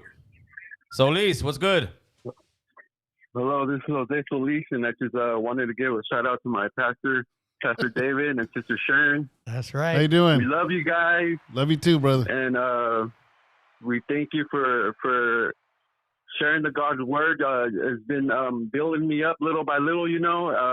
I have a lot to grow, but I feel like there's going to be a future house of rest in Sacramento. I want to tell you something about him. Please. He was a subscriber to our channel, listening to us. We had no idea him and his girlfriend were homeless, living out of their car, listening to our sermons, and they became a part of the church, even though it was distance. Yeah. He got a job. They got an apartment. They just had a baby. Oh, That's wow. right. You know what I mean? And God has just completely restored their life. That's right. Wow, that's God is Beautiful good. story, man. That's a beautiful. That's right. And that, man, you give me the chills over here. Yeah, I ain't even lying. You give me the chills over here. Hey, man, thank you for sharing, my man. Yeah, I just wanted to show my support, and thank you too for inviting him on your show. Oh, our pleasure. God bless you guys all. Thank you, my man. Appreciate Thank you. it. See, and that's the kind of stuff. Hold on, let me make sure. and that's the stuff I hate hearing from you guys, Pastor Rocha. I hate hearing that stuff, man, because it makes me believe more and more in the word of the Lord. You're start going to church now. Oh man, no, it's a beautiful thing, brother. Mr. Anthony, talk to us. How you doing? This is Stretch live on the We're Live show. David was on my show last night. I just want to tell him I really appreciate him coming down on my show. Yeah, and thank also you. watching you guys right now. God's on the move. That's right, Big Stretch, man. I appreciate you, man. Keep that brocha clean, claro. Stretch. Thanks, brother. Appreciate it, huh? Thank you. Oh shit! I'm sorry. I think it was done. You getting love, huh, boy?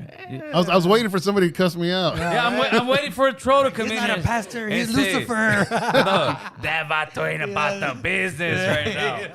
Oh, here we go. We still got some more. Maybe this one. There you go. Oakland Latinos United. What's going on, my man? What's up, Carnal? How you doing? Out here in the Bay Area, hanging out. That's right. Shout out to the Yay area, homeboy. Talk to us. Happy because of that Warriors win. We're gonna win it. I'm down with that, homeboy. I'm down with that for sure. Right. But I just wanted to say what's up to Pastor David Rocha. I've been a fan since Temporary Insanity, so Wow. you can know how far back that is. Yeah, that's way back in '88. All right. Wow. Yeah, bro, and I grew up in East Oakland, Fruitvale District, bro, and I was around, the gang politics and all that stuff, bro, and I got involved in some crazy things. But eventually, I never turned to God, bro. I turned more to political activism, and eventually, I started a YouTube channel. I was one of the early Chicanos on YouTube, and I've been trying to do positive things, and you know, I remember when you went to jail. I remember all the stories I heard on the streets about you, bro. And obviously, I grew up on your music, and I it's good appreciate to it. see that you're doing positive things, bro. Yeah. I was actually, believe it or not, in Santa Rita when you were in Santa Rita, and hella people were like, "Sir Dino's locked up in here, bro." I'm like, really? I'm like, wow. That's right. Wow. Yeah, I'm actually subscribed to your channel, bro. Hold on, yeah. We've talked a couple of times briefly, but I want to tell you something, bro. I met you one time, bro. Yeah. And I came up and said, "What's up?" to you on the corner of 38 and East 14th, right there at the Shell gas station in East Oakland, bro. You were in your red Cougar, and you were with that dude Dub. Yeah. Yeah, and I rolled up. I said, "Sir Dino, what's up, fool?" And you were like, "Hey, what's up, bro?" You probably scared him, fool. You probably scared him. Jesus. Yeah, I mean that's the hood right there, bro. Yeah. That's right, now I just want, you know, I'm not a very big religious person, bro. I grew up Catholic, but I just want to send my shots out to you, Pastor David Rocha. Thank you. You know, as an old who grew up on the gun. Hey, brother, thank you for the phone call, my man. Appreciate it. Thank you. That's love. Let's see. We got Lexani the Don became a member. Appreciate you, my man. Hello. Who's this? Oh, earlier. I got a little too excited, man. Don't get too excited, Victor. Don't get too excited. You might burst the bubble up there, man. Talk to us, Vic. So I just was calling to say, man, word up. He got to keep doing what he's doing. I mean, like I said, I was raised in Pico Union. It's irrelevant what gang I was from, but if it wouldn't have been for God in 2010 and VO, I wouldn't have been where I am right now. So I know he's not part of VO, but he's doing what God called him to do, and he's here to reach the lost. Hey, God bless all you guys. God bless American Cholo platform. Thank you. Man, you guys are doing positive. I watch you guys, and I'll keep listening to you guys. God bless you guys, man. That's right. There you go. He got it. He got it in right now. Pico Union, shut up. That's right. There's a lot of gangs out there, man. It's crazy, especially in the 90s, man. Damn, man, you got a lot of love coming through. I'm gonna start charging $1 a phone call, man. It's gonna be like calling the hotline over here. You will be charged $1.99 per. Here we go. Nah, keep it coming, man. Keep it coming. Call from Sandra. Sandra, talk to us. Hey, Gil. I'm new to your show, but I wanted to say hi to Pastor David Rocha and his wife Sharon. Absolutely. I first seen them on Tony A's show and been following the devotionals daily, and I appreciate it. It's really something I look forward to daily. Thank you. And I'm so thankful that even during the time you guys were sick with COVID and as tired as you guys are doing the Lord's work, you still make time for us people out here. So I just want to say thank you for being obedient. Thank You're welcome. You for your wisdom, for your word. And I miss seeing the fish tank, and I miss seeing the crosswalk. God bless you guys, and thank you, Gil, for having them on. And I love your show. Thank I'm you fairly very much. new, but I love it. Thank you very much. You guys have a good night. Thank you. Too. Good night. You might not love it after a couple of whiles. I'll eventually press a button that you don't like. Hey, but all you guys are coming on here, make sure to subscribe, man, because it helps the channel. We will be retiring here by the end of the year. People think I'm lying. We will be retiring if we don't get that 100K, and then they get upset. Why you want it? Because why? Because we don't want to sit there and just keep on preaching. It doesn't get bigger. Let's see what we got. We got an 805 in the building. Oh man. My favorite truck driver out there, OG Rocha. Talk to us. How you doing, Gil? Good to talk to you. I just wanted to say hello to everybody on the show. Pastor David, I wanted to say hello to you too as well. Hello. And as I'm trucking, yeah, can you hear me? Yes. I'm in Oxnard and I'm listening to the show. Great show. I'm loving it big time. And you know, the one thing that comes to my mind is that where Pastor David was at once upon a time, a lot of people choose not to walk away from that life and stay there either through incarceration or after they paroled.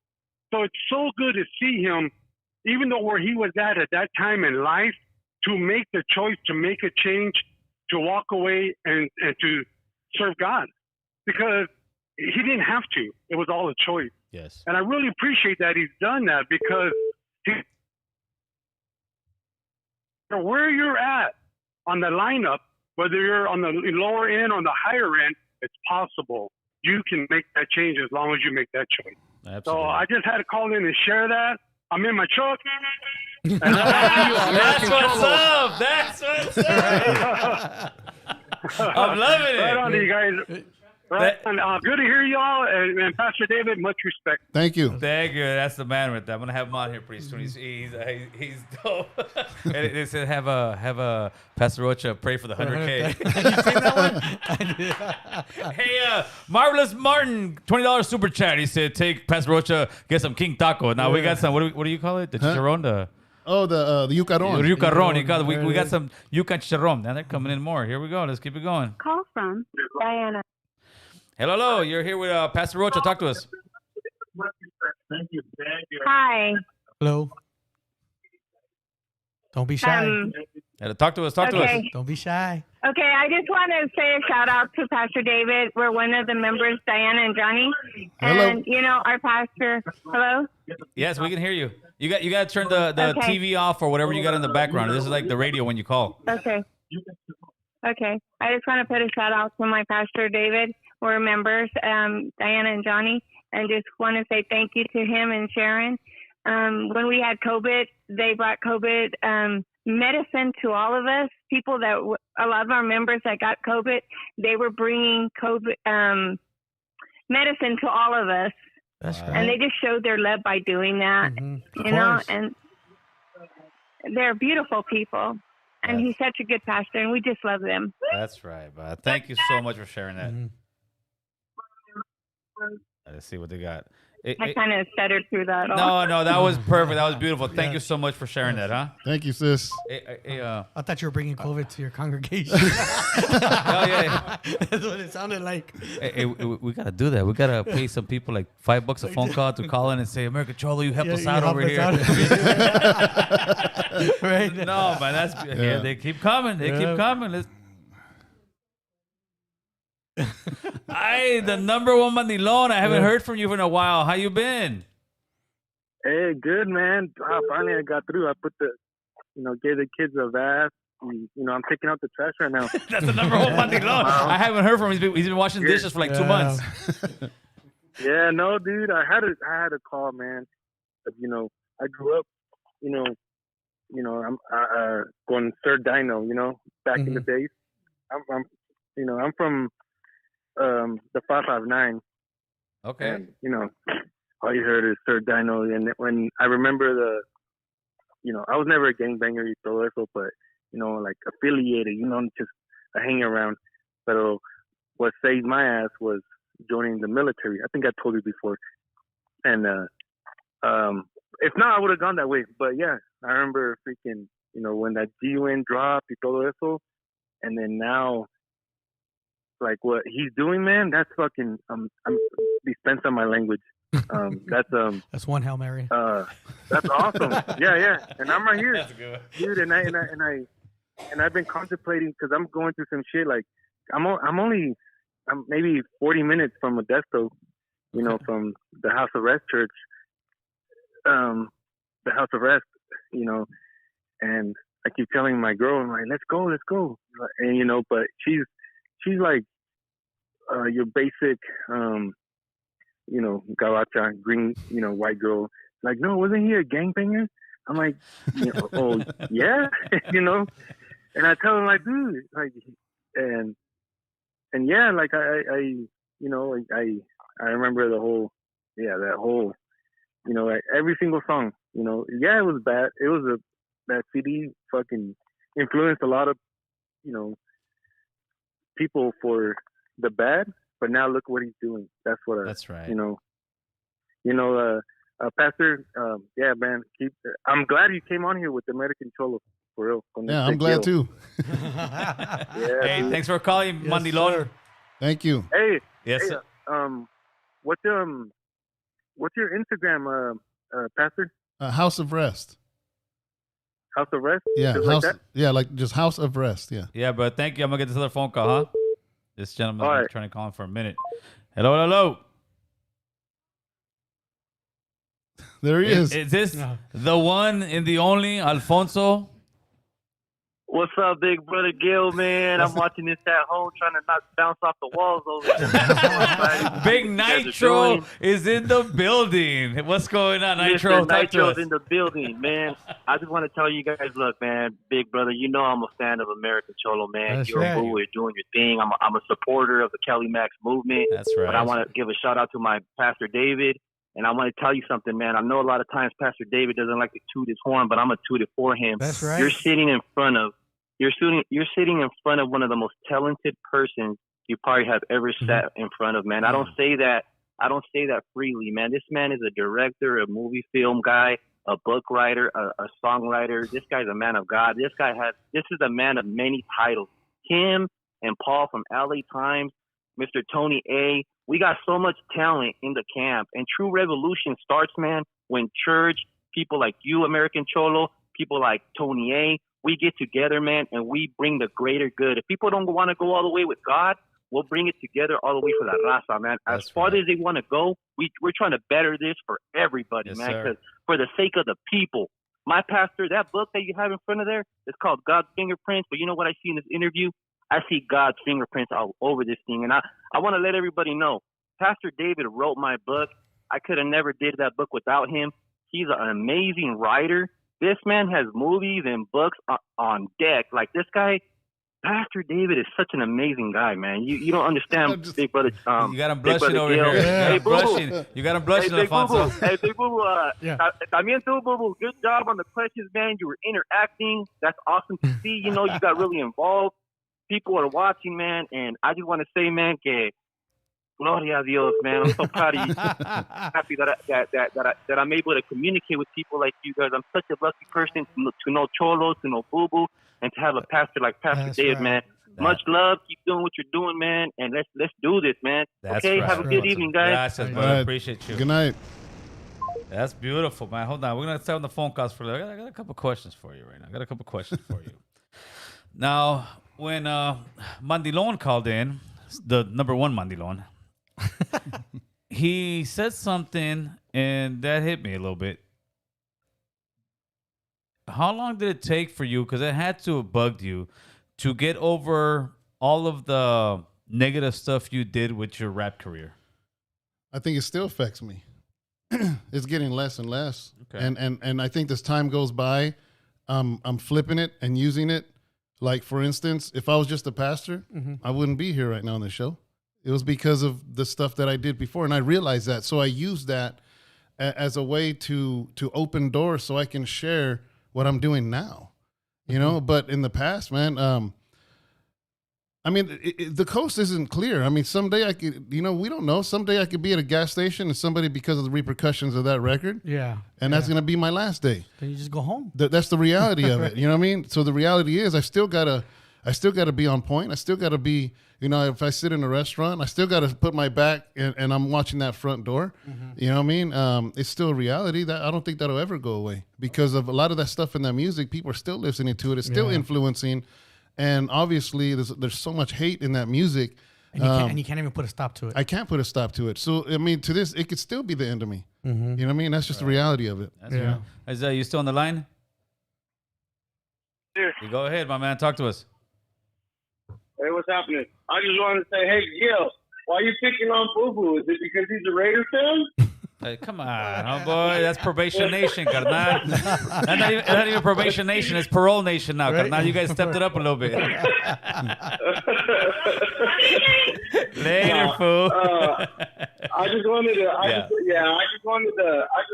say what's up to Pastor Rocha. I was just curious too. Have you ever done any work? I know Little Menace that worked with High Power. I think he does some.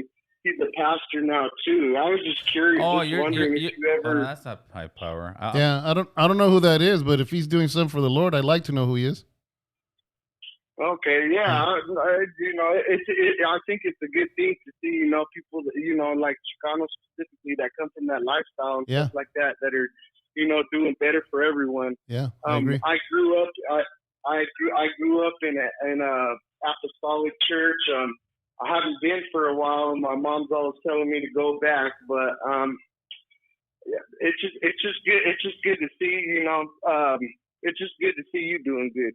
Thank you. Sure, for sure. Yeah, one of the rappers that I am good friends with, and I've done a lot of events with, is MC Boulevard. Oh yeah, Boulevard's a Christian man, and The Bocho said, "What's up?" That's a homie right there. No, we were out here in the streets before. He Yeah, just- Boulevard? You don't answer me. You don't answer me no more. Yeah, let's text him right now. I got his number. Yeah. Tell him I said, "Pocho, what's up, homie?" Yeah, we were Yeah, in the streets out here for a little bit. Yeah. Go. I like his song "Jesus Saved My Life" when he remade a DJ DJ saved my life or whatever. That was a good song. What song was that? That was by MC Boulevard. MC Boulevard. Yeah. a bunch the of one he good played in his neighborhood, right? In the alley. Yeah. No, that was Remember Me Home. Oh, that was I Remember You, Homie. Was it? Yeah, that's that's right. That's a classic right there. That was about my homeboy. Yeah? Yeah, that was about my homeboy. Wow. That's what it was. Small world. Yeah. Hey, brother, appreciate the phone call, my man. Yeah. What's that? All right, you guys take care. God bless. You too, brother. God bless. What you got, Chris? What you got? There's a question. What question's coming? Ask Pastor Rocha if he thinks weed is bad since God made it. And he had to put the God in there. Yeah. That's a good question, actually. What is your take on marijuana? Wow. Well, I mean, the Bible does say to be sober. You know, I think that goes across the board. That even goes across even with when people abuse prescription drugs. Yeah. I apply the same thing. I don't make weed any worse than somebody abusing prescription drugs, but I think we need to be sober. We need to be vigilant. The Bible says that Satan is seeking whom he may devour like a lion. You know what I mean? So we have to be always on point. You know what I mean? So I don't put weed any better, any worse than any abuse of anything, actually. But do any of your members? I'm sure many of your members drink alcohol and maybe like a toke here and there. Not at church. But, I mean, they're not at the church. Like, hey, the pastor's doing good today. Like this guy's killing it. You know, here's the thing, right? I mean, I would never condone any of that, and if they did, they'd probably hide it from me. But I would say this is that I don't try to micromanage anybody. I can't control anybody's life. I can't control what they do. My job as a pastor is not to control people. My job as a pastor is to preach what the Bible says, and that's it. Now, what they're going to do with that is it's up to them. Ultimately, people are going to make their own choices. How about the wine that God gave us? Well, you know, the Bible does talk against drunkenness. Not against wine. It talks about against being drunk. Why? Because again, that's not being sober. That's not being sober-minded. That's allowing something else to control you. But because of what I have seen alcohol do, I have never seen alcohol make anybody's life better. So I do preach that you shouldn't drink, but I can't. It doesn't say in the Bible not to, but it does talk about drunkenness. Okay. Now I heard you're gonna go from San Francisco to LA on a bike. You heard about that? Yes. So talk to us about you, Cholo Trucker, and the bike tour you guys are going to do. They're going to stop from town to town, homeboy. Well, here's the thing, right? As you know, I was asked to pray for that boxing match. And that's where I met. Don't talk to me about the boxing That's match. where I met. Don't talk to me about the boxing match. No, you know what? That's where I met Cholo Trucker, though. Chris. We're going to talk about the boxing match on members only. After this, we're going to stop this. We're going to go to members only, and we will talk about the boxing match. Now go ahead. That way, give them a teaser for the boxing match. That's where I met, a lot of the guys, but that's where I met Cholo Trucker. Right. So I see him go through that. And then he just recently did this swimming from Alcatraz. That's freezing water with sharks. And I'm just like, man, I got to support that. So me and my wife drove out there 5:30 in the morning, watched him swim with a whole bunch of other people. I guess they do it it's an event. Right. So he did it. And that guy's an extreme sportist, huh? A lot of them were making it, and I wasn't seeing him. Yeah. Right? So I'm standing there next to his wife. He's sitting behind you with the towel. And the whole time I'm holding his phone because his wife had Instagram Live, and she's like, "Can you hold this one?" So I have Cholo Trucker's, thing, and I'm just like, I see everybody coming, and in my head I'm getting worried. Yeah. I'm like, a shark ate him. You know what I mean? And but man, I got to give him props for that one, man, because that was freezing. Yeah, he made it. He was delirious. He was shaking. And just I got to respect the man that does that. That water is freezing cold. He should be Extreme Cholo, I think. I know, right? Yeah, I think Cholo Trucker going to give that name up, become Extreme Cholo. So as you know, or maybe you don't know, he does the marathons. He does the mud runs. He has all this. He's into that, right? I didn't know that. That's cool. Yeah. So he watches our devotionals. And one day, me and my wife were talking about, because we like cycling, and I'm not going to say I'm into the sport because I'm a big guy. I say like I'm in the hobby. Yeah. I've been cycling for about 7 years now. It's something we love to do, know. And we have said that someday we want to do Highway 1. And all we want to have is one change of clothes and a credit card and just ride until it gets night, get a hotel, and ride all the way till we get to L.A. If you take the 5, it's a lot quicker. Yeah. Yeah, but it's not as beautiful. So I was talking about this on a devotional, and Cholo Trucker heard it. So one day he calls me. He goes, hey, you gave me the idea for my next challenge. And I'm like, what? He goes, man, I want to do that ride from San Francisco to Santa Monica. And I'm like, man, you can't take my challenge and do it. So now I got to do it with you. You got to do it, though. Oh, yeah. Cool, that's right. Yeah. So we're going to do it in February. And it's cold in February, right? It's, it's perfect. It's actually kind of nice. Perfect. Yeah. You're going to be burning up. Yeah. So we're going to do it. And the fun thing, it's not a race. We're just inviting anybody that has a bike and wants to do it to just come and do it. And where are you guys going to end up finishing off at? So when's it start? You guys have the date yet, or you guys still no date yet? But it's going to start at the Cliff House in San Francisco, which is right there in the very end of Highway 1, and we're going to end it at Santa Monica Pier. I got a friend of mine who's he likes to barbecue. Yeah, he's from San Diego. He was, man, I'll be at the finish line, man. I'll be making some barbecue. That's right. When these guys are like a block away, I'm gonna come in there. Yeah, I'm gonna come in there for the picture. He gonna come in on his big wheel. Yeah. I'm like, woo, Frisco. We came from Frisco. Hey, I'll play the part. Oh, so it's gonna take 6 days. 6 days. And it's 454 miles. So how many hours a day you planning on? Well, I don't know about the hours, but I know it's about between 75 to 85 miles every day. Let me see. Hold on. We got so I did the 50 mile from Tony. You there? What's going on, buddy?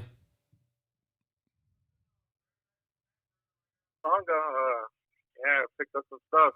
Okay. I just wanna I don't know, congratulate, give kudos to David Rocha. I know you're a pastor. I know you were a rapper, Sir Dino. I started going to Calvary Chapel maybe like 2 years ago, and it changed my life. That's and, awesome. The person who found God was my brother. He had been in and out of prison. He had his stint with drugs. He put our family through a lot, and I feel like going to church kind of helped us all balance spiritually our lives, turning ourselves into the higher power. And I don't know if you know about the Calvary Chapel, we're the Jesus people, and we focus a lot on that and getting more into the scriptures. And honestly, I wouldn't say I was skeptical, but my brother was a believer, was like a believer, my sister as well.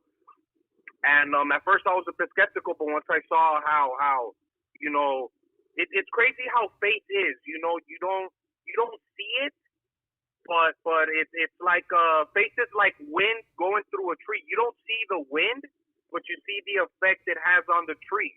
You know what I mean? You see it moving, and that's how faith works with people, where you can't necessarily see it, but once you see the effect it has on people, that's where you see, how faith and how strong it is, and it definitely changed our lives, and I commend you for doing what you do. I'm sure there's a lot of people listening out there that have been invited to church and they're skeptical about it too. But honestly, like it's the least, not the least, but you'll be around a group of much more positive people. If you're gonna get anything out of it, like I've had friends tell me like, oh, I've been invited. I'm like, bro, go check it out. Like, the least you'll get is you'll be around some good, positive people, and that alone changes your perception on how the world is. Like, they say that the 5 people that are closest around you are the ones that kind of make up your personality, and they're the ones that you take the most from. So if you're around a group of good people, then you're eventually gonna, if some of that rubs off on you, you become a better person. It's a good perspective. So I know you. I got a bunch of flyers from him. MC Boulevard. He does the Victory Outreach over here too. And I see like a lot of young guys that have gone over there and they've turned their life for the better. So, from me seeing how it affected, my brother and how it balanced out. My brother, like I mentioned before, he was really bad. And, you know, if it's one thing he can pay my mom back, my mom is a very Catholic woman, like, you know, as most Mexican moms are, you know. And out of all the things he put her through and out of all the trials and tribulations, you know, if it's one thing he was able to pay back my mom in, it was him turning his life to God. And that I wouldn't for all the bad things he did, but, you know, it put my mom at you know, she was happy when she found out that we all, you know, are you know, walking with Christ. So, you know, I congratulate you on what you do, and you know, keep up the good work. Thank you. That's right, brother. Appreciate the phone call, my man. Culture Cafe said, "I'm only here for David Rocha." Much respect to him. In other words, screw you and me, boo. Yeah, that's pretty much what he's saying. Everybody's watching. Nobody's watching. Thanks for the view. Yeah, thanks for the comment. Who said, "I'm only here for David Rocha." Hit the like for him. Why don't they like us, David? Why do people dislike us so much? I don't know. Are you getting some subscribers right now? I don't know. People, make sure to subscribe, man. I'm going to take out one last phone call because after this, we're going to do a members only real quick. Let me see. Call from Michael. Michael Motorcycle. How many times have you heard that in your life? Talk to us, Michael. Hey, how y'all doing? Good, my man. Right. Talk to us. Hey, yeah, no, I just want to give a shout out, man, to Pastor David. That's right. And then as well as y'all guys too. Thank you. But no, I don't really. I met Pastor David through his devotionals on YouTube, and I don't really know Pastor David like that. We've talked a couple times, right, on the phone. Yes. Yeah. But I will say that this is a man of God. He fears God, and you could tell from the devotionals, right, that I watched that the Spirit of God is definitely in this man. And just a handful of times that I talked to him, man, you know, I'm in Texas, and I've told Pastor David before, man, the churches that I've been to here in Austin, I still haven't found a home church. So I kind of consider House Arrest my home church through YouTube videos and stuff like that. But anyways, yeah, man, definitely a real pastor, man, and he's definitely an example of what a pastor is supposed to be in the church, in the Christian church. And I think the Christian church is missing the realness in the church. And so, yeah, I don't really want to say too much, but thank you guys for having him on the show. And love you guys. And that's right. Yeah, God bless Much you guys. love to you too. Thank you, man. I appreciate that. Hey, somebody, what's your famous laugh, man? Is there like a famous? Is there a famous laugh you do? What's going on here? It was something I used to do. Come on. I can't even do it again. Nah, just like Pillsbury Doughboy laugh. Oh, hey, pass me the book. All right, we're gonna start wrapping this up because I need to do a little 15-20 minute members only with you. I do want to talk about this documentary please, though. Get your money. No, please. Throw it in there. Yo, when we first talked, I was telling you that my wife is Honduran. And you're like, oh, really? That's when we started talking about the... It's not Honduran, it's Hondureña. Oh. When she introduced me, well, her mom introduced me to Honduran food. Right. Oh, man. I was like, well, I've been missing this all my life. Yep, for sure. Yeah, the yucaron. And did she make these other things? I don't know what they're called. I call them Krabby Patty. I make up names, my own names for her stuff, right? Patty. It's like she get the dried shrimp and makes these like little soups. And I'm like, this is a Krabby Patty. I don't know what There's all she kind of calls good stuff. There's all kind of good stuff. Yeah, and then they're like, it's supposed to be siete mares, but it felt like 12 mares. I don't know. Just, you got a little coconut juice in there. You got all kind of stuff in there. Yeah, man. man. Food. That's why you're looking good right now. But then we were talking about, I was telling you about her brother, how he got locked up. He was from the neighborhood, you know, and he got locked up and they gave him 25 years, you know. And right now I'm working on a documentary. Oh, I didn't know that. Oh, that's right. No, that was. Oh, that's right. Yeah, I was working on a documentary. He grew up out here. I don't know what's the area called. He grew up in Sun Valley. Those were our enemies back in those days. It's literally a couple blocks away. Yeah, it's a couple blocks away. Yeah, it's maybe a quarter mile away. Yeah, and so I'm working on his documentary. He's toward the tail end of his federal sentence, and what's crazy about it is because I kind of wrote some notes because I don't want to get jumbled up. Take your time. He was in prison and he did his time, and then he got deported. and he got deported to Honduras. Mm-hmm. You know, and while he was over there, something was going on over here. So there was these police officers. I don't know what their issue was or whatever, but they had this whole thing where they just wanted to find him, and they kidnapped him over there. He's sitting there one day. I think he said he was coming back from the store, and all of a sudden these cars pull up. They start shooting the house up. They put a cover over his face, and they just take him. But they dropped some papers, and those papers that were proof that it was some police officer from here. Oh, wow. So her dad, at the time he was still alive, he went straight to the consulate to the media, because they thought they were going to kill him. They're never going to see him again. Yeah. Next thing you know, they went and protested in front of the embassy. The news came, and it became a big old deal. They basically almost tortured him to death. They didn't know what to do because of the media thing that happened. Yeah. So they threw him on a commercial plane, forced him to get on a plane, and when he landed back in Miami, they arrested him for coming back in as an illegal alien. And they slapped him with 25 years. Damn. You know, and it's just a lot of corruption, man. A lot of corruption. And he didn't want to talk about it all these years, you know, but being that I am, you know, I'm a filmmaker, I'm a director. So we just started talking, and he's like, man, I'm ready to get this story out because people need to hear this story. Mm-hmm. You know, he's already I think he's got 18 years already in. Yeah. You know, Wow. and so we're going to call it Status Denied. And we're going to, my first goal is to get it, the easiest platform to get it on is Amazon Prime. So that's what I'm going to go for in the very beginning. And I really want to talk about it because it's not only a story about him, but it's the injustice that a lot of times are done to Latinos and to black people. Yes, sir. You know, I met a lot of people in prison that belong there.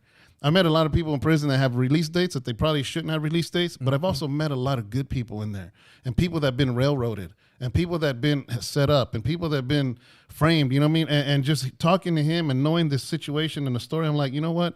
Even though I want to do this story about you, I believe this is something that has to touch a lot of people, man, because this has affected a lot of people, you know, and there's a lot of good people in there, man. And I mean, I think I'm a product of that. Mm-hmm. That somebody can come out of prison and change their life. Yes, sir. You know, there was one of the persons that called Diana. She said Diana and Johnny. Yes. He did 27 years. Oof. And he's like, he's a huge pillar of the church now, and he's changed his life. You know what I mean? And it's like story after story after story. But nevertheless, because of her brother, you know, Sharon had basically started this prison ministry of all my Sunday sermons.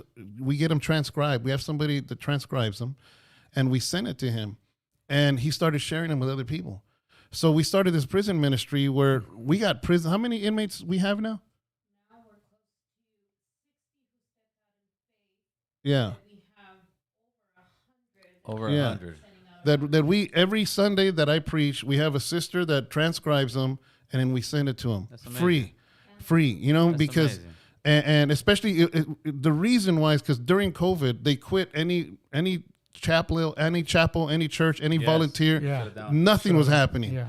There was no spiritual feeding at all. So we're just like, we got to do something. So so to this day it's growing, and it started because of her brother. So it's going to be called Status Denied. His name is Luis Almendares, and he's doing federal prison time right now. He's in Florida. Yeah, he's in Florida, and we're just waiting for him to come home. And it's just crazy, man, the stuff that happens, and these officers that were basically crooked, and they just wanted to go after people because they grew up in a certain place. Right. He wasn't even here, man. And regardless of whatever was happening here, he was already in Honduras. He was already there, and they want to go and kidnap him and basically almost kill him. You know, so it's a story that I feel like I want to share. Oh, that's going to be an amazing story. So when do you start filming that? We started already. Oh, you guys started? Yeah, we're already in. If there's 5 stages, we're already in stage 1. Okay. You know, a lot of recordings of him, his family, his daughters, his sisters, his mom. I want to actually reenact a lot of it because I like documentaries when they show reenactments. Yeah. I want to do the kidnapping. I want to do just a lot of the reenactments and just make it very interesting for somebody to watch. Well, I know you might film some stuff close to here, so you got a home base here. If you want to come here, get some of your stuff, I appreciate set that. you up, and even if I got to drive you around, we got the truck. We'll help you out for sure. Thank you, man. Just give me like executive producer or something. No, but for real, if you want that help, we're here to help you, whatever you need. Thank you. That's right. Pastor Rocha. Appreciate that. Now, Yeah, that's my latest book. Show it to the people. So, guys, you can get this. Remember when I said that I don't get paid at the church? Yeah. But I got to feed my family. Yes, sir. So what I do is I author books. I'm also, I paint. I learned how to paint in prison. So I do like these landscapes. So I have 2 galleries that carry my art. So I'm able to make a living by selling my paintings, selling my books, and selling my T-shirts that I have. You know, and then the YouTube channel that people come and they support, you know? Yeah. But this is my latest book. I have a book on the story of my life that is called Lost in the Storm. That's on Amazon as a paperback, as an ebook, and as an audible. So people that don't like to read, you just want to drive, you can get it as an audible. But my latest one is this one. It's called Who Are You? Identity in Christ. This is the latest one that I have. The reason I feel this is important is because a lot of times people come into the church and actually, it's what you brought up in the beginning. You said a lot of people come to the church and then they fall away. And then they come back to the church and then they fall away because they are not taught their identity and who they are. A lot of times people come to the church and we want to teach them how to be a Christian, but we don't teach them who they are in Christ. You know what I mean? So I feel that this book is really, really important, guys. And if I would, I hope to be here many more years, but if for some reason I'm not, this is going to be the legacy that I leave behind because this is an amazing teaching that's going to help people just kind of rise up out of their situation. I'm sure that's just going to be the beginning of your legacy, Pastor Rocha. Thank you. Now, is there a website they can get some of this stuff? Yeah. Our website is houseofrestchurch.com. Okay. www.houseofrestchurch.com. And then the YouTube? YouTube is, it's under my name, David Rocha. Okay. So...